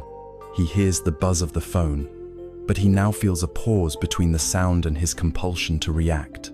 He feels a wave of stress rise, but he can now watch it as a temporary cloud in the vast sky of his mind, without being swept away in its turbulence. He is still in the world, but he is no longer a prisoner of it. He has not escaped the river, but he has learned how to swim. This is the promise of the path we have explored together. The journey is not about transforming the world outside, but about transforming our relationship with it. We began by honestly acknowledging our shared condition of dukkha, the subtle and pervasive unsatisfactoriness of a life driven by fear and desire. We looked deeply, and with the clear eyes of the Buddha's wisdom, we found its cause, not in our circumstances, but in the inner thirst of tanha, a thirst rooted in the profound illusion of a separate, permanent self. And then, we were given the greatest gift, a path, a practical, compassionate, and step-by-step guide to untangle these knots.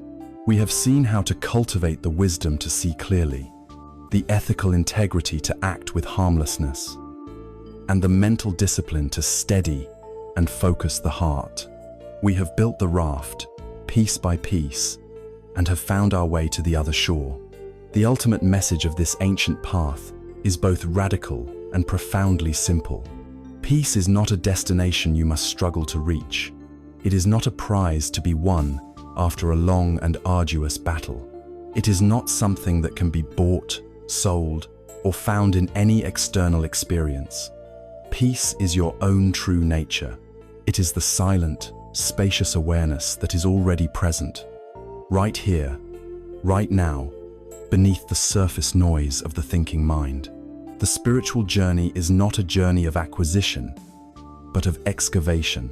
It is a process of gently clearing away the accumulated layers of fear, craving, and confusion, so that the innate peace and clarity that have been there all along can finally shine through. Happiness is not something to be found, but something to be returned to. And this path, this possibility of return, is not reserved for a special few. It is not the exclusive domain of monks in mountain monasteries or sages from a bygone era. It is the universal birthright of every human being who possesses a heart that can feel and a mind that can be aware. The tools are simple. The starting point is now. You do not need to make a grand gesture or a dramatic change. The entire journey begins with a single, conscious step. It begins with the intention to be just a little bit kinder. It begins with the simple act of feeling one full breath move through your body. It begins with the courage to watch one anxious thought arise and pass without believing its story. In these small, quiet moments of awareness, the entire path is contained. The seed of your own liberation is already in your hand. All that is asked of you is that you plant it, and with gentle, patient, and persistent care, allow it to grow.